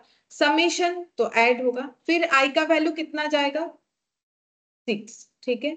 और आई का वैल्यू कितना जाएगा 7। क्या और होगा, नहीं, क्योंकि अप टू कहां तक बोला है 7 तक बोला है। अब इसका वैल्यू कैसे लिखेंगे, 8 - 1 कितना होता है 7, 10 - 1 कितना होता है 9, ये सॉल्व करने से ही आ जाएगा। और ये हो गया 12 - 1 कितना होगा 11, और ये कितना हो जाएगा 14 - 1 कितना हो गया 13। तो ऐसे हम लोग इसे डिफाइन कर सकते हैं, ठीक है। अब ये जो ऑप्शन के साथ मैच होगा वही हम लोग लिख देंगे, √7 √9 √11 √13। देखते हैं, √7 √9 मतलब ऑप्शन ए, ठीक है। ये ऑप्शन ए के साथ जा रहा है। फिर क्वेश्चन नंबर 4 जो है उसका भी मैंने भी फॉर्मूला नहीं बताया, वो है इनफाइनाइट सीरीज के लिए, ये देखो ये, इसीलिए इसको हम लोग जब सीखेंगे तब करेंगे, ठीक है। ये भी लिख देते हैं, बाद में करेंगे। क्वेश्चन फॉर इनफाइनाइट सम, ये मैंने नहीं बताया, ये भी जब बताएंगे तब करेंगे, इसको भी स्किप करते हैं फिलहाल, जो फॉर्मूला सीखा है उसी पे करेंगे। तो क्वेश्चन नंबर 5 देखो, बोल रहा है the first three terms of the sequence and nth term is nth term tn is n square minus 2nr। मतलब क्या बोला है, ऑप्शन देखो, ऑप्शन देखने से समझ जाओगे। बोल रहा है first three terms of the sequence, first three terms sequence का क्या होगा जब व्हेन nth टर्म जो है वो n स्क्वायर माइनस 2n है। मतलब nth टर्म का मतलब क्या, वहां तो बोल भी दिया है nth टर्म वैसे भी tn होता है, अगर नहीं भी बोलेगा तो इसका वैल्यू बोला है n स्क्वायर माइनस 2n। तो फर्स्ट टर्म मतलब क्या होता है, बोलो t के हिसाब से बोलो, फर्स्ट टर्म क्या होता है t1, तो n का वैल्यू कितना हो गया, n का, तो इधर भी वन इधर भी वन पुट करो, इक्वेशन हुआ, तो 1 स्क्वायर माइनस 2 इंटू 1 तो कितना आ जाएगा -1। हमें पहला 3 टर्म पूछा है, सेकेंड वाले को क्या लिखोगे, तो इधर भी 2 उधर भी 2, क्योंकि इक्वल है तभी तो दोनों साइड लिख सकते, कितना हो गया 0। और फर्स्ट थ्री टर्म तो t3, तो t3 कितना होगा 3 स्क्वायर माइनस 2 इंटू 3, तो कितना हो गया 9 माइनस 6, कितना आ जाएगा 3। तो क्या क्या बन गया -1, मतलब ऐसे लिखने से ऐसे होगा, सबसे पहले आएगा -1, उसके बाद 0 आएगा, उसके बाद 3 आएगा, ठीक है। तो ये कौन से ऑप्शन के साथ जा रहा है, ये ऑप्शन ए के साथ जाएगा शायद, हाँ ऑप्शन ए के साथ जाएगा, ये हो गया।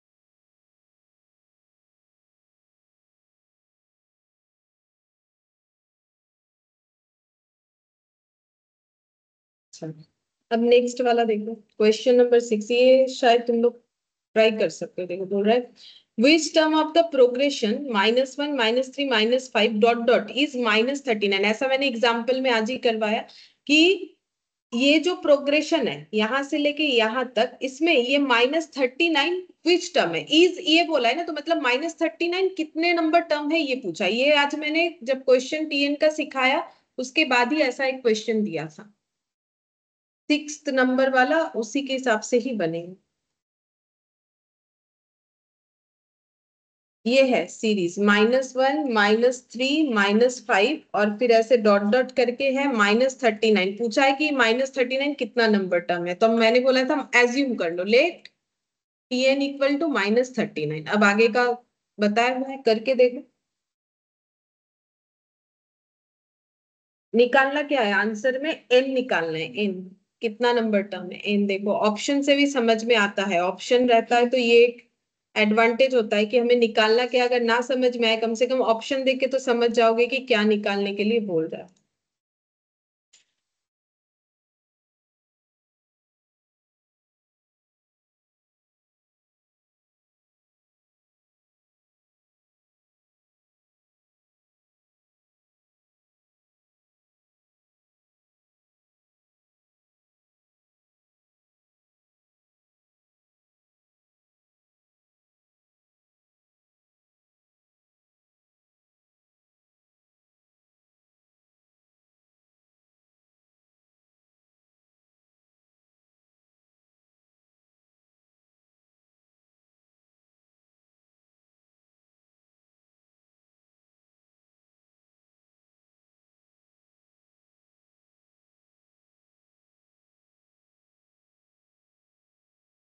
बोलो आंसर आया। Ma'am 20th term. 20 थर्ड बोल रहे हो कि 20 बोल रहे हो। मैम 20। हाँ 20 सही है, 20 हो।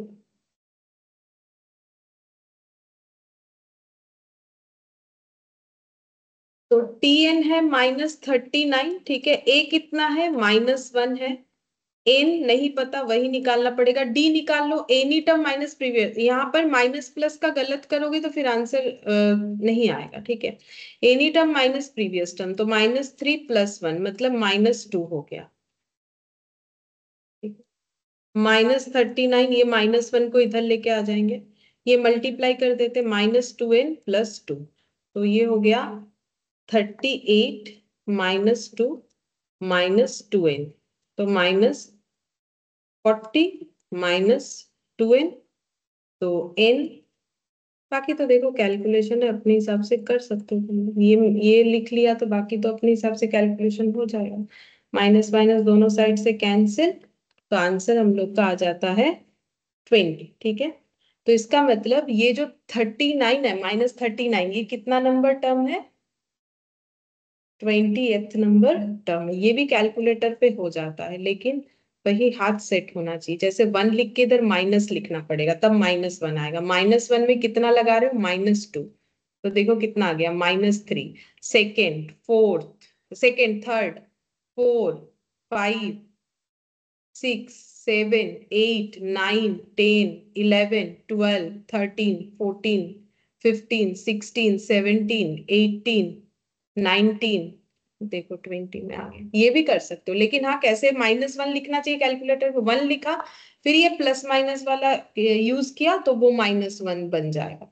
1 लिख के ये यूज करना, प्लस माइनस बन जाएगा। फिर उसमें -2 लगाना है, चेक कर लेना है कि मेरा सेकंड वाला सही से ही आ रहा है कि नहीं। अगर एक बार सेट हो गया तो वो ठीक दिखेगा। फिर ऐसे करके करते जाओ, जितने अब काउंट करते जाओ कितने नंबर पे -39 आ रहा है, तो फॉर्मूला लिखने का जरूरत नहीं है। जितने नंबर पे -39 आएगा, वही उतना नंबर टर्म ही -39 का वैल्यू हो रहा है। तो ये भी कैलकुलेटर बन, लेकिन देखो फॉर्मूला किसी ना किसी क्वेश्चन में प्रॉब्लम करेगा। फॉर्मूला बिना फॉर्मूले के होगा नहीं, फॉर्मूला याद करना ही पड़ेगा। लेकिन फिर भी अगर कैलकुलेटर में हाथ अच्छा सेट हो जाए, तो इस तरीके के क्वेश्चन में काफी टाइम बच जाएगा, ये इस तरीके से आराम से हो जाएगा। तो ये 20 हो गया, और ऑप्शन हम लोग का फिर बी। ठीक है, ऑप्शन बी हो गया। चलो अब 7th नंबर में क्या बोला है देखते हैं। यहाँ पर बोल रहा है the value of x such that 8x + 4 6x - 2 2x + 7 will form an AP. मतलब ये जो दिया हुआ है लगातार 3 नंबर बोल रहा है, ये एपी में ही है, हमें x बताना है। तो एपी में क्या है बोल रहा है? 8x + 4, 6x - 2, 2x + 7 बोल रहा है। ये तीनों चीज एपी में है, तो अगर ये तीनों एपी में है, इनमें कॉमन बात क्या है? मैंने लैंग्वेज कॉमन यूज किया, उससे भी बोल सकते हो डी। सब में डी होगा ना, तो डी कैसे निकालते हैं? तो एनी टर्म लो, मैंने ये लिया एनी टर्म, तो इस एनी टर्म माइनस प्रीवियस, तो प्रीवियस, इसका प्रीवियस कौन है? 8x + 4। ठीक है, अच्छा ये और एक निकालो डी, और एक डी निकाल के बताओ, मतलब और एक तरीके से डी निकालो। तो मैंने ये लिया था, तो इससे इसको माइनस किया। कुछ और तरीके से बताओ, और क्या पिक कर सकते हैं? ये तो नहीं ले सकते, इसके आगे तो कुछ है नहीं। और एक क्या हो सकता है? -6x - 2, तो ये भी मुझे डी देगा, ये भी मुझे डी देगा, तो ये दोनों डी बराबर होता है, तो मैंने ये लिख दिया। अब इसको सॉल्व करोगे तो क्या आ जाएगा? x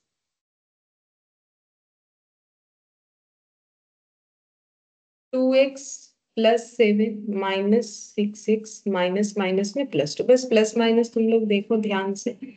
-2x - 6 -4x + 9। ठीक है, अब ये इधर ट्रांसफर कर दो, 9 + 6, तो ये कितना हो जाएगा? 2x = 9 + 6 15 होता है, तो x = आ जाएगा, हाँ x = आ जाएगा 15/2। देखते हैं आंसर क्या है, चेक करते हैं आंसर क्या है। 15/2, हाँ ऑप्शन सी सही है, 15/2 होगा।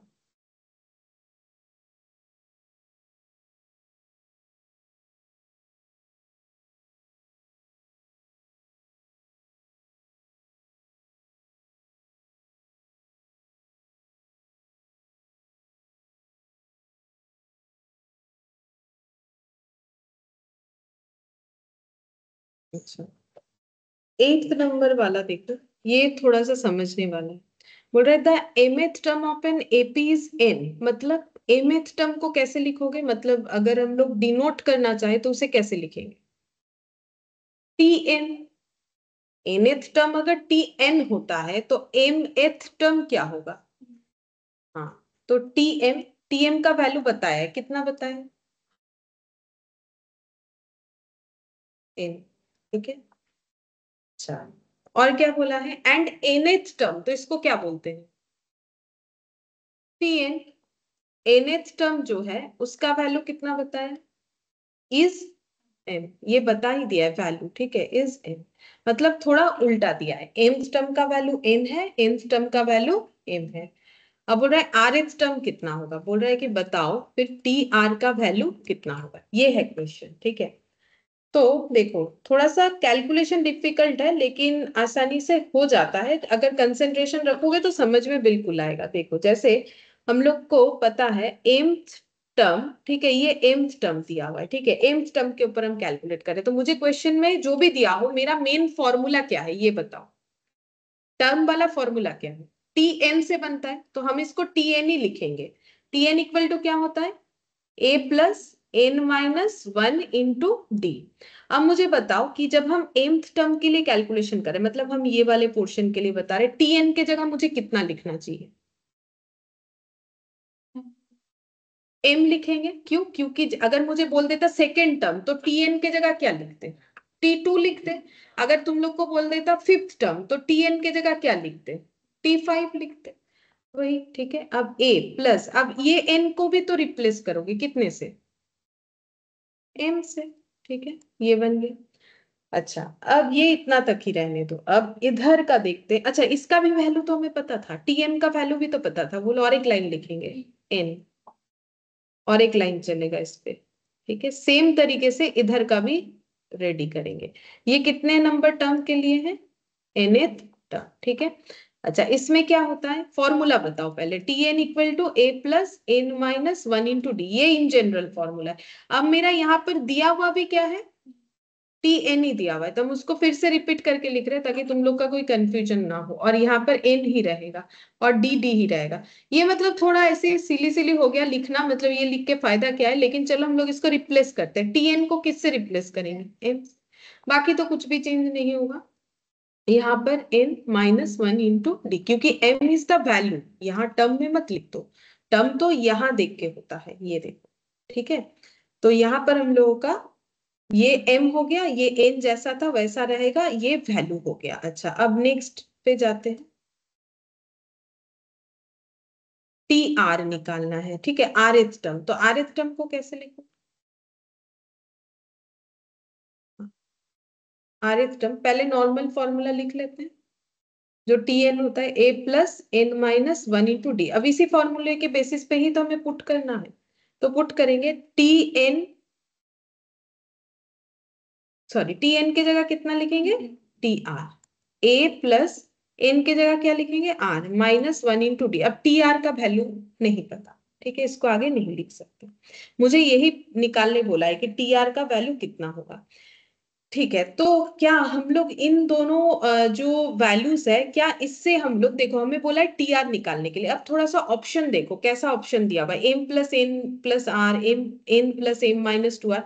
मतलब आंसर में क्या आएगा? एम आएगा, एन आएगा, आर आएगा, और उसके साथ कहीं 2 मल्टीप्लाइड दिख रहा है, कहीं डिवाइड दिख रहा है, मतलब इतना तो कम कंफर्म है कि इसका वैल्यू एम एन और आर में आना चाहिए, तभी तो कोई एक ऑप्शन से मैच होगा। अब एम एन आर मतलब ए डी नहीं होना चाहिए, तो ए और डी का वैल्यू मुझे निकालना पड़ेगा, इसका मतलब शायद ए डी का वैल्यू इस तरीके से आए। अब कैसे निकालेंगे? जैसे ये देखो, ये इक्वेशन 1 कर दो, ये इक्वेशन 2 कर दो, ठीक है। अब ये दोनों इक्वेशन को हम लोग सॉल्व करके देखते हैं, ठीक है। तो सॉल्व करो, हम लोग लिखते हैं 1 माइनस 2, ठीक है। तो 1 का वैल्यू कितना है? A plus M minus 1 into D equal कितना है? एन। और 2 का वैल्यू कितना है? A plus n minus 1 into D equal to m। अब हम माइनस कर रहे हैं तो इधर हम लिखेंगे माइनस, जिस प्रोसेस से हम करते हैं, तो ये हो गया। अब क्या कैंसिल आउट हो जाएगा? Plus a minus a। अब ये बचा कितना? This one minus this one, ठीक है। तो मतलब इतना बचा, ये देखो। अब इससे क्या कॉमन ले सकते हैं? d। तो बचेगा क्या? m minus one minus of n minus one, ठीक है। और इधर क्या बचेगा, n माइनस m, ठीक है। तो इस तरीके से कैलकुलेशन, जो नॉर्मल तुम लोग कैलकुलेशन करते हो वैसे ही किया मैंने। अब d मिल जाएगा, d निकालेंगे तो पहले इसको सॉल्व कर ले, ठीक है। ये ऐसे होगा, ब्रैकेट ओपन करो, m minus one minus n, minus minus में कितना हो गया, plus one, n minus n। अब बोलो क्या कैंसिल आउट होगा, प्लस वन माइनस वन, तो क्या आ रहा है, d into m minus n equal to कितना हो जाएगा, n माइनस m। तो d कितना आ जाएगा, n minus m divided by m minus n। लेकिन माइनस कॉमन लेंगे तो कैंसिल आउट भी तो कर सकते हैं, कहीं से भी एक माइनस कॉमन ले लो, या तो न्यूमरेटर में या डिनोमिनेटर में, यहाँ ले लिया तो माइनस कॉमन लेने से कितना आएगा, minus m minus of minus n, ठीक है, m माइनस n। अब ये कैंसिल आउट होके कितना आएगा, बोलो d का वैल्यू कितना आएगा, माइनस वन होता है, सेम सेम डिजिट जब डिवाइड होता है तो वो वन होगा, जीरो नहीं होगा, ठीक है। तो d का वैल्यू कितना आ गया, माइनस वन। अब यहां से क्या निकाल लोगे, a। तब तो रिप्लेस करेंगे ना, ऑप्शंस के साथ अगर जाना है तो मुझे तो ढूंढना पड़ेगा कि वैल्यूज कितना आएगा। तो ठीक है, अब यहाँ से a निकालेंगे, तो कोई भी एक इक्वेशन में पुट करो d का वैल्यू तो a आ जाएगा, ठीक है। कोई भी इक्वेशन में पुट करो, वन या टू, जिसमें मन चाहे पुट कर लो। तो हम वन में पुट कर रहे हैं, ठीक है। तो a इक्वल टू क्या होगा, a plus m minus one into D, ठीक है। तो a plus m minus one, D कितना है, माइनस वन है, ठीक है। तो ये कितना आ जाएगा, n equal to a minus m plus one, ठीक है। अब यहां से हम लोग a निकाल सकते हैं, a को इधर ट्रांसफर करते हैं तो कितना आ जाएगा, n plus m minus one. देखो ये रिवर्स कर दो ना, a इधर आ जाएगा, a माइनस, ऐसे सोचो ना, a minus m plus one, और इधर कितना आ गया n, a को इधर रखो, बाकी डेटा मैंने इधर लगा दिया, n plus m minus one. तो मुझे क्या मिल गया, a भी मिल गया। अब पुट कर दो, यहाँ क्या होगा, n plus m minus one plus r minus one, और d कितना आया, माइनस वन आया।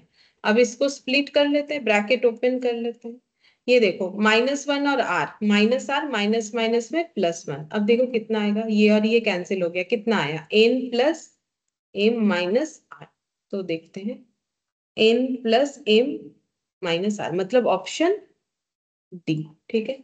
ये एमसीक्यू के हिसाब से थोड़ा क्वेश्चन बड़ा है, थोड़ा नहीं काफी बड़ा है, एमसीक्यू के हिसाब से टाइम टेकिंग है, लेकिन उतना भी मुश्किल नहीं है। देखो मैंने तो एक एक पार्ट करके तुम लोग को दिखाई, ये सब तो ओरली भी थोड़ा बहुत हो सकता है कि डी माइनस वन आएगा, ठीक है। कैलकुलेशन प्रैक्टिस हो जाता है तो काफी स्टेप जंप करके भी हम लोग कर, जैसे ये दो दो बार, ये जो इतना बार लिखा, इसका जरूरत ही नहीं है, इसको तो डायरेक्टली हमें यहाँ से यहाँ लिख लेना चाहिए, तब ना टाइम बचेगा। तो बिल्कुल एमसीक्यू पैटर्न का नहीं है ऐसा नहीं बोल सकते हैं, है।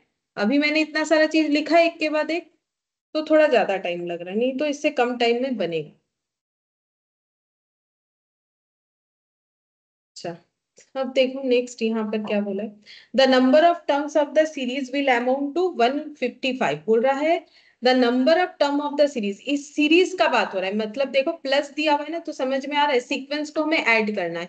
बोल रहा है कितने सारे नंबर ऑफ टर्म्स ऐड किया इस सीक्वेंस का, ताकि जो सीरीज का आंसर आए वो कितना आया, 155। मतलब क्या पूछ रहा है, n कितने सारे टर्म को ऐड करने पे 155 आए। तो कौन सा फॉर्मूला लगाओगे बोलो, मुझे अगर 155 दिया हुआ है तो वो किस चीज का वैल्यू दिया हुआ है, सम ऑफ द टर्म्स। तो सम ऑफ द टर्म्स का फॉर्मूला लगाओगे, नहीं तो कैसे निकलेगा।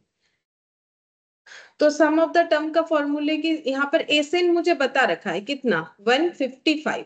अब ये डॉट डॉट वाला सीरीज है, देखो डॉट डॉट वाला सीरीज है, तो मुझे कौन सा फॉर्मूला लगाना चाहिए, बड़ा वाला कि छोटा वाला। तो वो लगाओ, एस एन का जो डिराइव किया था ना फॉर्मूला, वो लगाओ, कितना होता है, N by two, two A याद रखना पड़ेगा, N minus one into T, ठीक है। अब एस एन तो मुझे पता है कितना है, सम ऑफ द सीरीज मुझे पता है, लेकिन मुझे ये बताना है कितने सारे टर्म को ऐड किया तो मुझे 155 मिला, मतलब मुझे एन बताना है। ए कितना होगा वो तो सीरीज दिखाने से तुम लोग बोल दोगे, देखो ए कितना होगा, यहां से देख के बताओ, 10। n मुझे नहीं पता। अब d निकालोगे तो d के लिए any term minus previous term कर दो, तो फर्स्ट एंड सेकेंड वाला ले लो, तो क्या माइनस करोगे, 9 एंड 2/3 माइनस 10। अब ये कैलकुलेशंस करो, तो 9 एंड 2/3 कितना होता है, 29/3 माइनस 10, तो देखो कितना है, 29 माइनस 30, तो कितना आ जाएगा, -1/3,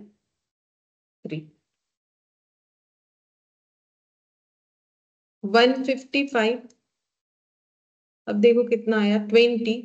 अब ये कितना आ जाएगा, n इंटू -n/3 हो जाएगा, ठीक है, और माइनस माइनस में +1/3 हो जाएगा, ये इतना आ जाएगा। अच्छा, अब कैलकुलेशन करते हैं, ये 2 इधर मल्टीप्लाई कर देते हैं, 155 इंटू 2, देखो 155 इंटू 2। बाकी तुम लोग जैसा करना चाहो कर सकते हो, हम इसको कर रहे हैं तो थोड़ा जल्दी होगा, ठीक है, ये n हो गया। अच्छा, यहाँ पर 20 माइनस n/3 प्लस 1/3, 310। अब इसका एलसीएम कर लो अंदर, 3, ये हो गया 60 माइनस n प्लस 1, तो ये हो जाएगा 310 equal to n into 61 minus n/3। अब क्रॉस मल्टीप्लीकेशन करो, ये 3 को इससे मल्टीप्लाई कर दे रहे हैं, 930 equal to n into 61 minus n, ठीक है। अच्छा, अब 930 इक्वल टू आ जाएगा 61n माइनस n स्क्वायर। अब क्या हम लोग इसे सॉल्व करेंगे, नहीं सॉल्व करने का जरूरत नहीं, हम लोग ऑप्शन देख के आंसर कर लेंगे, ठीक है, सॉल्व करना नेसेसरी नहीं है। जैसे कि देखो ऑप्शन में क्या क्या दिया हुआ है, देखो ऑप्शन में दिया हुआ है 30, 31, 32, नन ऑफ दिस। कैसे करके करोगे, देखो पहला ऑप्शन 30, दूसरा ऑप्शन 32, नहीं ये 32 थर्ड वाला है, ये 31 है, और ये वाला है नन ऑफ दिस, ठीक है। तो कैसे समझोगे कौन सा आंसर होगा, पहले ऑप्शन ए से ट्राई करो, n का वैल्यू अगर 30 होता है तो क्या 930 जो है वैलिड होगा, वो चेक करो। कैसे चेक करोगे, 61 इंटू 30 करोगे, जितना भी आएगा -30 का स्क्वायर यानी 900, तो 930 आ रहा है, तो ऑप्शन क्या हो जाएगा, ए ही होगा, ठीक है। 31 से नहीं होगा, ट्राई करके देख सकते हो, कोई भी एक ही से होगा ना, अगर 30 से होगा तो बाकी किसी से होने का कोई मतलब पॉसिबिलिटीज तो है नहीं, ठीक। तो ए 30 ये वाला होगा।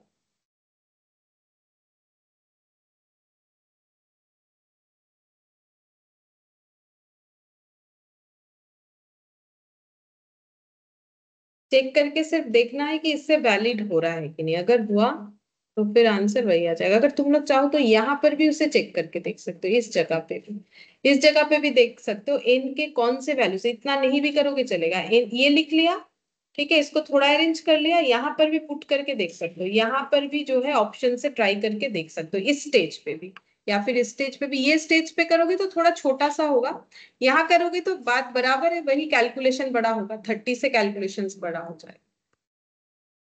अच्छा, 10th नंबर देखो क्या बोला है, the nth term of this series whose sum to n terms is 5n² plus 2n, मतलब बोल रहा है nth टर्म बताओ, मतलब कितना, tn, ठीक है। और बोल रहा है इस सीरीज का अगर हम लोग एडिशन करते हैं n टर्म तक, तो एडिशन निकल के आता है 5n² प्लस 2n, ठीक है। तो ये कितने का वैल्यू है, ये tn का है कि sn का है, एस एन का है, बोल दिया ना, whose sum to N terms is इतना, मतलब उस सीरीज का एन टर्म्स तक का एडिशन करोगे तो इतना आएगा। तो हम लोग बोल सकते हैं एस एन का वैल्यू हो गया 5n² प्लस 2n, ठीक है। और हम लोग को फाइंड आउट करने क्या बोला है, ये तो दिया हुआ है, फाइंड आउट करने क्या बोला है, nth टर्म मतलब टी एन, सीधा बात है, ये दिया हुआ है टीएन निकालना है, ठीक है, क्वेश्चन लैंग्वेज में दिया हुआ है, अगर हम इसको इस तरीके से स्प्लिट कर दे तो इतना होगा। अच्छा, अब मुझे बोलो S1 कितना होगा, अगर हम n के जगह 1 पुट करते हैं तो कितना होगा, ऐसे। अब ये करके फायदा क्या है वो बताते हैं। अच्छा मुझे बोलो तो S1 का मतलब क्या है, मैंने जब बोला Sn मतलब सम ऑफ n टर्म्स, तो S1 का मतलब क्या है, सम ऑफ कितना टर्म्स, बोलो। अगर एस एन का मतलब सम ऑफ एन टर्म्स है तो एस वन का मतलब क्या है? सम ऑफ कितना टर्म्स बोला? वन टर्म, ठीक है। मतलब सम ऑफ वन टर्म, इसका मतलब लैंग्वेज में क्या बोलेंगे? सम ऑफ वन टर्म, ठीक है। तो मुझे बोल सकते हो सम ऑफ वन टर्म्स क्या होता है? मतलब ए या फिर टी वन, क्योंकि एक टर्म का एडिशन मतलब तो बस वो एकलौता टर्म ही है, उसमें तो कुछ ऐड हो नहीं रहा है, ठीक है। तो इसका मतलब क्या बोल सकते हो? ये ए है, समझ में आया ये क्यों है? अगर हम एस टू लिखते हैं तो वैल्यू कितना आएगा पहले वो निकालो।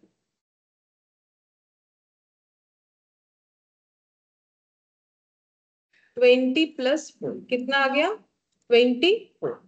अच्छा, अब एस टू मतलब क्या होता है लैंग्वेज में? दिमाग में क्या चलना चाहिए? Sum of two terms. अब टू टर्म्स का सम मतलब T one plus T two बोल सकते हैं, ठीक है। तो ये कितना हो गया? T one plus T two, या फिर इसे बोल सकते हैं ए प्लस टी टू, वो भी तो बोल सकते हैं, क्योंकि जो टी वन है वही तो मेरा ए वन है। अच्छा, अब ये अगर मेरा ए है या फिर टी वन है, इसको भी ऐसे बोल सकते हैं भाई ए जो है वही टी वन है, या फिर टी वन जो है वही मेरा ए है। तो मुझे ए पता चल गया 7, ठीक है। मुझे ए प्लस टी टू पता चला कितना? 24। तो टी टू कितना हुआ? क्योंकि ए तो पता है, बोलो फिर टी टू कितना हुआ?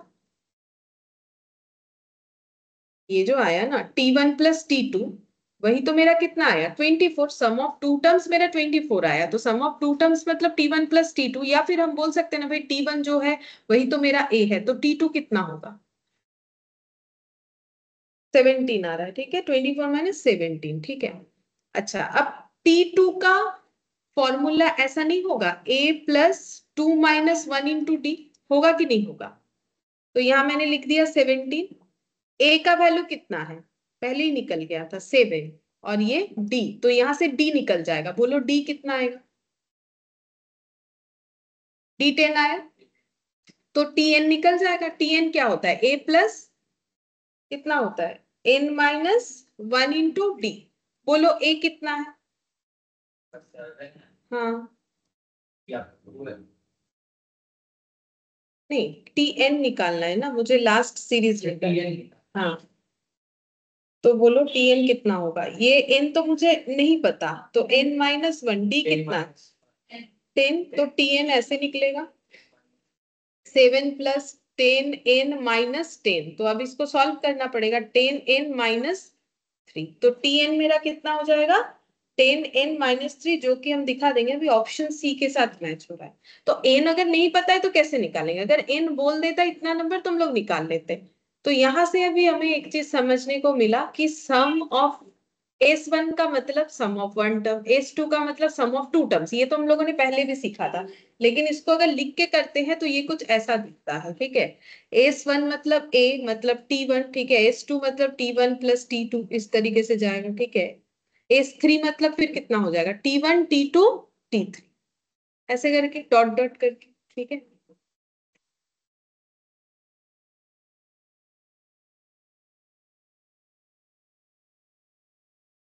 ठीक है, फिर आज हम लोग इतना ही करते हैं, बाकी नेक्स्ट क्लास में मिलेंगे।